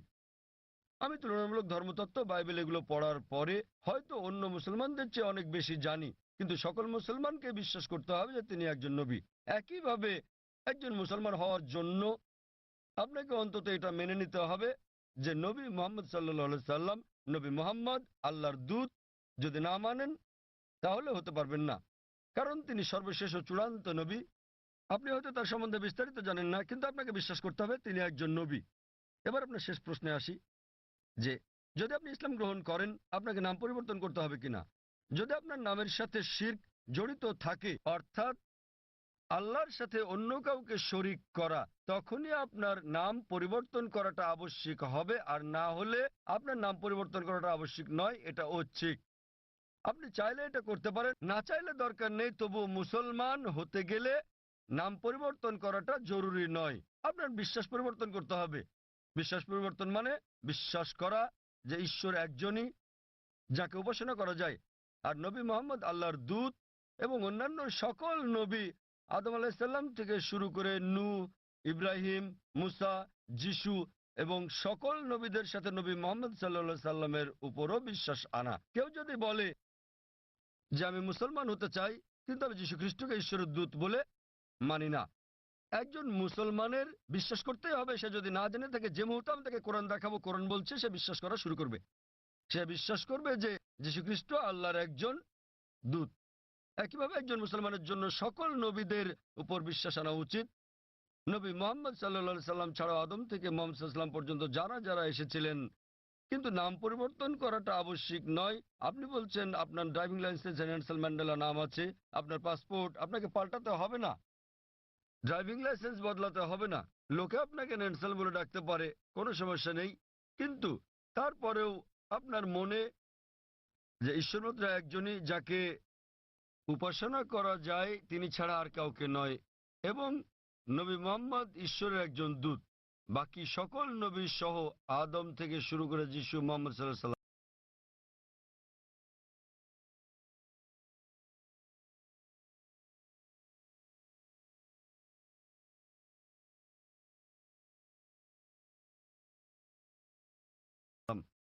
তো আপনি কি বিশ্বাস করেন যে মোহাম্মদ ঈশ্বরের একজন দূত, ভাই নেলসন? হ্যাঁ স্যার। আমি যদি বলি যে আপনার নাম নেলসনই রাখতে পারেন, বিশ্বাস করবেন যে মোহাম্মদ ঈশ্বরের একজন দূত? হ্যাঁ স্যার। আপনি হয়তো তার সম্পর্কে বেশি কিছু জানেন না।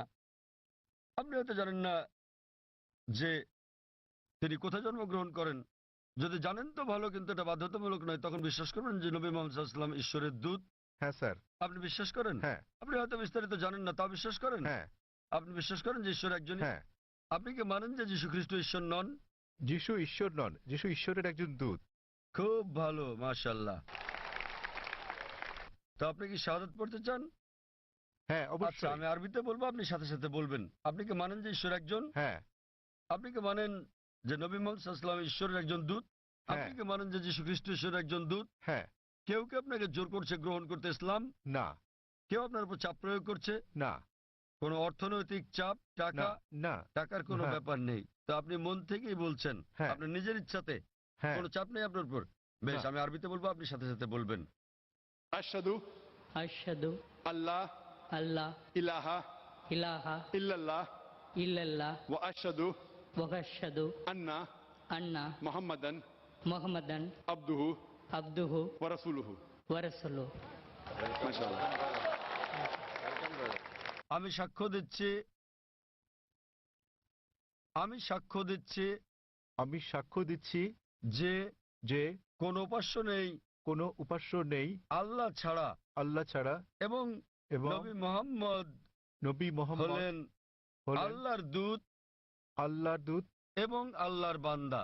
এবং আল্লাহর বান্দা। মাশাআল্লাহ। ভাই, আপনি এখন মুসলিম এবং আপনি আল্লাহর কাছে প্রার্থনা করেন যেন তিনি আপনাকে হিদায়াত দেন এবং ইনশাআল্লাহ জান্নাতে জায়গা দেন। এই জীবন হলো পরকালের জন্য পরীক্ষা। তিনি আপনাকে ইনশাআল্লাহ জান্নাতে নিয়ে যাবেন। এবং আমি অন্যান্য ভাইদের প্রতি বলবো যে যখনই কেউ গ্রহণ করবেন ইসলাম, আপনারা বিষয়টার প্রতি খেয়াল রাখবেন এবং আন্তরিকভাবে সহযোগিতা করবেন, আরও সহনশীল হবেন। কারণ আমাদের দিনে একজন নতুন মানুষ আসছেন, তাকে আপনার সামর্থ্য অনুযায়ী সাহায্য সহযোগিতা করুন। এবং ইনশাআল্লাহ আমি দোয়া করছি আপনি আপনার নাম নেলসনই রাখতে পারেন। আপনাকে নাম বদলাতে হবে না, এটা আসলে আবশ্যিক নয়। আপনাকে নাম বদলাতে হবে না, আপনার নাম নেলসনই রাখতে পারেন এবং একই সাথে একজন ধার্মিক মুসলিম হতে পারবেন। কোরআন বুঝে পড়ার চেষ্টা করবেন এবং যতটুকু নির্দেশনা আপনি পাবেন ইনশাআল্লাহ তা প্রয়োগ করেন। এবং আমি আপনাকে অনুরোধ করছি আমার জন্য দোয়া করবেন। ধন্যবাদ স্যার।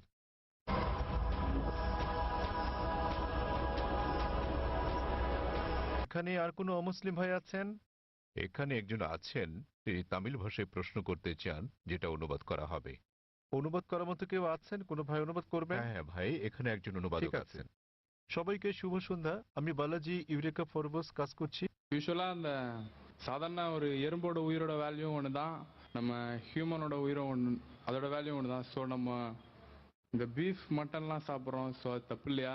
தென் வந்து பார்த்தீங்கன்னா இந்த ஹிந்து முஸ்லீம் கிறிஸ்டின் மூணு, இந்த பகவத்கீதை ப்ளஸ் பைபிள் தென் குரான் மூணு கேஸ்டும் ஃபைனலாக எல்லா உயிர்களிடத்தும் அன்பு செலுத்துங்க தான் சொல்கிறாங்க. ஸோ முஸ்லீமை மட்டும் ஸ்பெஷலாக நீங்கள் சொல்கிறது சரியா புரியல. ভাই একটা প্রশ্ন করেছেন যে একটা পিঁপড়া মারা অন্যায়, যদিও পিঁপড়া ক্ষতিকর হতে পারে, কিন্তু আরো বৃহৎ দৃষ্টিতে দেখতে গেলে মুসলমানরা যা করে তা হলো গরু এবং অন্যান্য পশু হত্যা করে। ওনার মতে মুসলমানরা অনেক বেশি গরুর মাংস, খাসির মাংস ইত্যাদি খায়। তো এটা কি অন্যায় নয়? কারণ গীতা, বাইবেল, কোরআন সব জায়গায় বলা আছে যে আপনাকে সকল প্রাণীর প্রতি দয়া দেখাতে হবে, কিন্তু এটা করা হচ্ছে না। ভাই যে প্রশ্নটা করলেন যে একটা পিঁপড়া মারাও অন্যায় এবং জীবন্ত প্রাণী মারাও অন্যায়, তো কেন মুসলিমরা মাংস খায়, গরু, খাসি ইত্যাদি? এটা কি অন্যায় নয়? আমাদের কি দয়া দেখানো উচিত নয়? আমি ভাইয়ের প্রশ্নের প্রথমাংশের সাথে একমত এবং এটা বুঝি যে তিনি ইংরেজি বুঝতে পারেন, যদিও বলতে পারেন না। আমাদের মধ্যে অনেক লোক আছেন যারা ইংরেজি বুঝতে পারেন, যদিও বলতে পারেন না, বাংলাতে প্রশ্ন করেন। তা আমার মনে হয় বাংলাতে বললেও ভাই বুঝবেন, যদিও তিনি ইংরেজিতে প্রশ্নটা করেননি কারণ তিনি তামিল ভাষাতে বেশি সাবলীল। হত্যার ব্যাপারে যে কোনো প্রাণীকে বিনা কারণে হত্যা করা অন্যায় ইসলাম ধর্মে। এমনকি ইসলামেও কোনো জীবন্ত প্রাণীকে অপ্রয়োজনে হত্যা করা পাপ। এ বিষয়ে একটা হাদিস আছে। নবী বলেছেন, যখন এক লোক বনে আগুন জ্বালাচ্ছিল, নবী বললেন, এখানে আগুন জ্বালানোর কারণে এখানে পিঁপড়া আছে। অন্য জায়গায় জ্বালানোর মানে হচ্ছে নবী নিজেও চিন্তিত ছিলেন যে বনে আগুন জ্বালালে পিঁপড়া মারা যেতে পারে। তিনি সেই সাহাবাকে জায়গা বদলাতে বললেন যাতে পিঁপড়া না মারা যায়। এবার আপনার মূল প্রশ্নে আসি, কেন মুসলিমরা মাংসাশী প্রাণী হত্যা করে, মাংস খায় ইত্যাদি? প্রথমে আমি আপনাকে বলবো যে একজন মুসলমান 100% নিরামিষী হয়েও একজন খাঁটি মুসলমান হতে পারেন। মাংস খাওয়াটা আবশ্যিক নয় ইসলামে, কিন্তু যেহেতু আমাদের সৃষ্টিকর্তা আল্লাহ সুবহানাহু ওয়া তাআলা অনুমতি দিয়েছেন মাংস খাওয়ার জন্য, কেন তা আমরা খাবো না? আপনি যদি ভেবে দেখেন, পবিত্র কোরআনে বলা আছে সূরা মাইদা অধ্যায় 5 আয়াত নম্বর 1 যে তোমাদের জন্য বৈধ হলো চতুষ্পদ পশু। তাহলে চতুষ্পদ পশু খাওয়া আমাদের জন্য বৈধ। কোরআন বলছে সূরা নাহল অধ্যায় 16 আয়াত নম্বর 5 যে সর্বশক্তিমান আল্লাহ তোমাদের জন্য বৈধ করেছেন গবাদি পশুর মাংস। এবং আরো অন্যান্য জায়গায় সূরা মুমিনুন অধ্যায় 23 আয়াত নম্বর 21, আরো অনেক জায়গায়। এখন আমরা যদি বৈজ্ঞানিকভাবে বিশ্লেষণ করি, এমন কোনো নিরামিষ খাবার নেই যাতে মানুষের প্রয়োজনীয় সকল উপাদান রয়েছে। মানুষের দরকার হয় অ্যামিনো অ্যাসিড, 21 ধরনের অ্যামিনো অ্যাসিডের দরকার হয়, যার মধ্যে অধিকাংশই শরীরে উৎপন্ন হয়, কিন্তু 8টি খাবারের মাধ্যমে জারিত করা হয়। এদেরকে বলা হয় 8টি আবশ্যকীয় অ্যামিনো অ্যাসিড। আমার জানা মতে এমন কোনো শাকসবজি নেই যাতে 8 ধরনের অ্যামিনো অ্যাসিড আছে। তাই এমন কোনো শাকসবজি নেই যেটাকে বলা হয় সম্পূর্ণ খাদ্য। সুতরাং এগুলো আমিষ জাতীয় খাবার থেকেই সংগ্রহ করতে হবে। আপনি যদি আরো বিশ্লেষণ করে দেখেন, আমিষ জাতীয় খাবার এটা পুষ্টিকর, ভিটামিন কে তে ভরপুর। আর আরো গভীরভাবে দেখলে যদি আপনি দেখেন তৃণভোজী প্রাণীদের দাঁত, গরু, ছাগল, ভেড়া, তাদের দাঁত সমান। তারা শুধু শাকসবজি খায়, শুধু ঘাস খেতে পারে, মাংস খেতে পারে না। আপনি যদি মাংসাশী প্রাণীদের দাঁতগুলো দেখেন, বাঘ, সিংহ, নেকড়ে, চিতা, তাদের সবার সুচালো দাঁত আছে, কুকুরের দাঁতের মতো। এই প্রাণীদেরকে বলা হয় মাংসাশী প্রাণী। তারা শুধু মাংস খায়, তারা শাকসবজি খায় না। আপনি যদি মানুষের দাঁতগুলো ভালো করে দেখেন, আয়নার সামনে গিয়ে, মানুষের আছে সমান দাঁত, আবার সুচালো দাঁতও আছে। যদি সর্বশক্তিমান ঈশ্বর চাইতেন যে আমরা শুধু শাকসবজি খাবো, তাহলে কেন তিনি আমাদের এই সুচালো দাঁত দিলেন? কেউ বলতে পারেন কেন? কারণ সর্বশক্তিমান ঈশ্বর চান যে আমরা দুটোই খাই, মাংসও খাই, শাকসবজিও খাই। মাংস, তিনি যদি চাইতেন যে আমরা শুধু শাকসবজি খাবো, তাহলে তিনি কেন সুচালো দাঁত দিলেন? আবার আপনি যদি মানুষের পরিপাকতন্ত্রটাকে বিশ্লেষণ করে দেখেন, এটা উভয় খাদ্যই হজম করতে পারে, সবজি এবং আমিষ জাতীয় খাবার। তৃণভোজী প্রাণীদের পরিপাকতন্ত্র, গরু, ছাগল, ভেড়া, এরা শুধু শাকসবজি জাতীয় খাবারই হজম করতে পারে, মাংস হজম করতে পারে না। আবার মাংসাশী প্রাণীদের পরিপাকতন্ত্র দেখেন, সিংহ, বাঘ, নেকড়ে শুধু মাংসই হজম করতে পারে, শাকসবজি হজম করতে পারে না। কিন্তু মানুষের পরিপাকতন্ত্রে আছে ক্ষুদ্রান্ত্র এবং বৃহদান্ত্র, এটা উভয় খাদ্য হজম করতে পারে, সবজি আবার আমিষ জাতীয় খাবার, মাংস জাতীয় খাবার। সর্বশক্তিমান ঈশ্বর যদি চাইতেন আমরা খাঁটি নিরামিষী হই, কেন তিনি আমাদের এমন পরিপাকতন্ত্র দিলেন যা উভয় খাদ্য হজম করতে পারে? কিন্তু এটাই স্বাভাবিক। তো আপনি ভেবে দেখেন যে সর্বশক্তিমান ঈশ্বর মানুষকে এমনভাবে সৃষ্টি করেছেন যেন তারা সবজিও খেতে পারে, আবার মাংসও খেতে পারে, নিরামিষ এবং আমিষও। আর অনেক লোকেরই ভুল ধারণা একটা আছে যে অধিকাংশ ধর্মই আমিষ জাতীয় খাবার খেতে নিষেধ করেছে। আবার হিন্দুদের অনেকেই একটা ভুল ধারণার শিকার। তারা মনে করেন যে হিন্দুত্ববাদ আমিষ জাতীয় খাদ্য খাওয়া নিষেধ করে থাকে। আসলে আপনি যদি হিন্দু ধর্মগ্রন্থগুলো পড়েন, যদি পড়েন মনুস্মৃতি অধ্যায় নম্বর 5 অনুচ্ছেদ 30, এতে আছে ঈশ্বর কিছু প্রাণীকে সৃষ্টি করেছেন খাওয়ার জন্য আর কিছু প্রাণীকে খাদ্য হওয়ার জন্য। তা যারা খাবার হিসেবে তৈরি প্রাণী খেয়ে থাকেন তারা কোনো পাপ করছেন না। আবার মনুস্মৃতিতে উল্লেখ আছে অধ্যায় নম্বর 5 অনুচ্ছেদ 39, সর্বশক্তিমান ঈশ্বর প্রাণীদের সৃষ্টি করেছেন উৎসর্গ করার জন্য। তা যদি এই প্রাণীদেরকে খেয়ে থাকেন কোনো পাপ করছেন না। মনুস্মৃতি অধ্যায় 5 অনুচ্ছেদ 41 আছে যে উৎসর্গের প্রাণীদেরকে হত্যা করা কোনো পাপ নয়। হিন্দু ধর্মের গ্রন্থগুলোতে এরকম অনেক উক্তি আছে যেখানে আমিষ জাতীয় খাবার খাওয়ার কথা বলা হয়েছে। আপনি যদি পড়েন মহাভারত অনুশাসন পর্ব অধ্যায় 88, যুধিষ্ঠির, যিনি পাণ্ডব ভাইদের মধ্যে সবার বড়, তিনি ভীষ্মকে জিজ্ঞেস করলেন যে যজ্ঞতে অর্থাৎ পূজাতে আমরা কি উৎসর্গ করতে পারি যাতে আমাদের পূর্বপুরুষেরা সন্তুষ্ট হবেন। ভীষ্ম উত্তর দিলেন যে যজ্ঞতে, পূজাতে তুমি যদি লতাপাতা গাছপালা দাও তাহলে আমাদের পূর্বপুরুষেরা 1 মাসের জন্য সন্তুষ্ট হবেন। যদি মাছ দাও তাহলে সন্তুষ্ট থাকবেন 2 মাসের জন্য। তুমি যদি তাদের মাংস দাও 3 মাস। যদি খরগোশ দাও তাহলে 4 মাস, যদি ছাগল দাও তো 5 মাস, যদি শূকর দাও 6 মাস, আর যদি হরিণ দাও তাহলে 6 মাস, যদি পাখি দাও 7 মাস। আর এভাবে তালিকাটা বড় হতে থাকে। এরপর বলা আছে যে একটা ষাঁড় যজ্ঞতে দিলে 11 মাস, একটা গরু জবাই করলে পূর্বপুরুষেরা পুরো 1 বছরের জন্য সন্তুষ্ট থাকবেন। আর তুমি যদি একটা গন্ডার উৎসর্গ করো, আমাদের পূর্বপুরুষেরা সর্বদাই সন্তুষ্ট থাকবেন। মহাভারতে এই পুরো মেনুটাই দেওয়া আছে। তা যদি বেদ এবং অন্য হিন্দু ধর্মগ্রন্থগুলো পড়েন, তাদের ঋষি এবং ধর্মযাজকেরা আমিষ খেয়েছেন, এমনকি গরুর মাংস।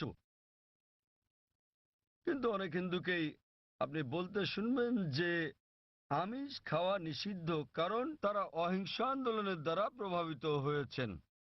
আপনারা জানেন জৈন এবং আরো যারা এই অহিংসতে বিশ্বাস করেন তারা বলেন যে জীবিত প্রাণী হত্যা করা নিষিদ্ধ, তাই পশু হত্যা এটা পাপ। আমি এর সাথে একমত যে কোনো প্রাণীকে হত্যা করা বিনা প্রয়োজনে করলে পাপ।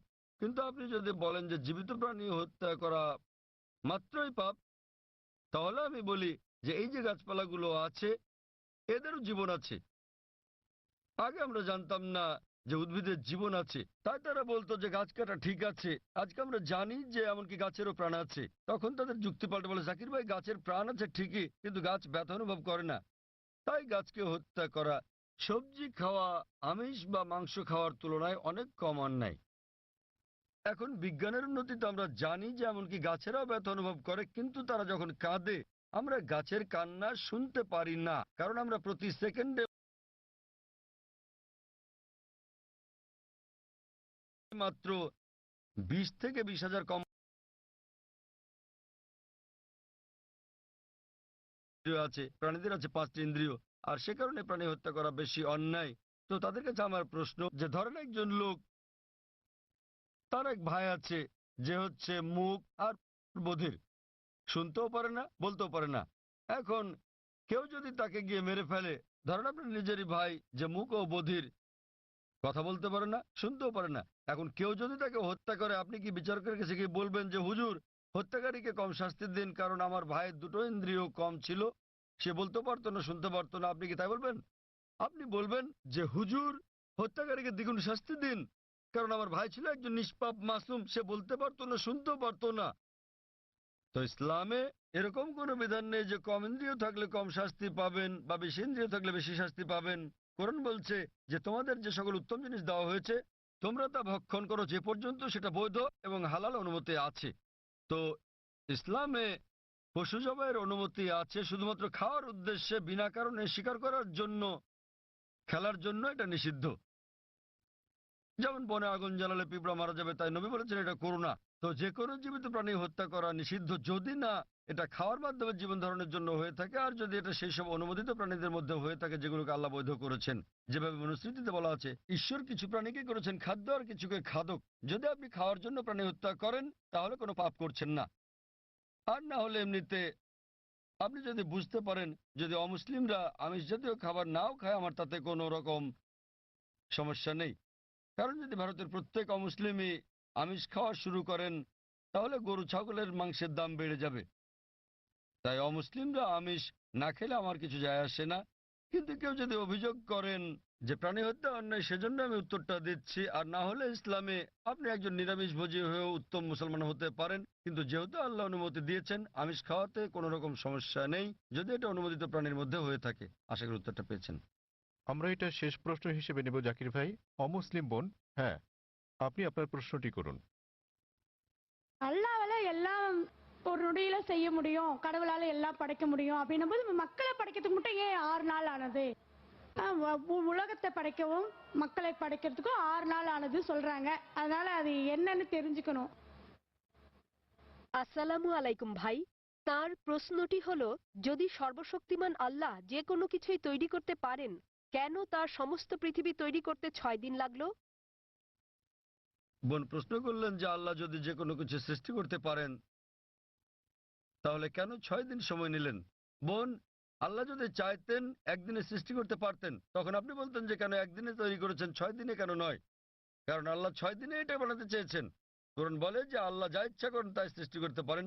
অনেক আয়াতে আছে আল্লাহ বলেন কোরআনে সূরা আলে ইমরান অধ্যায় 3 আয়াত নম্বর 59। إن مثل عيسى عند الله كمثل آدم خلق من تراب ثم قال له كن فيكون।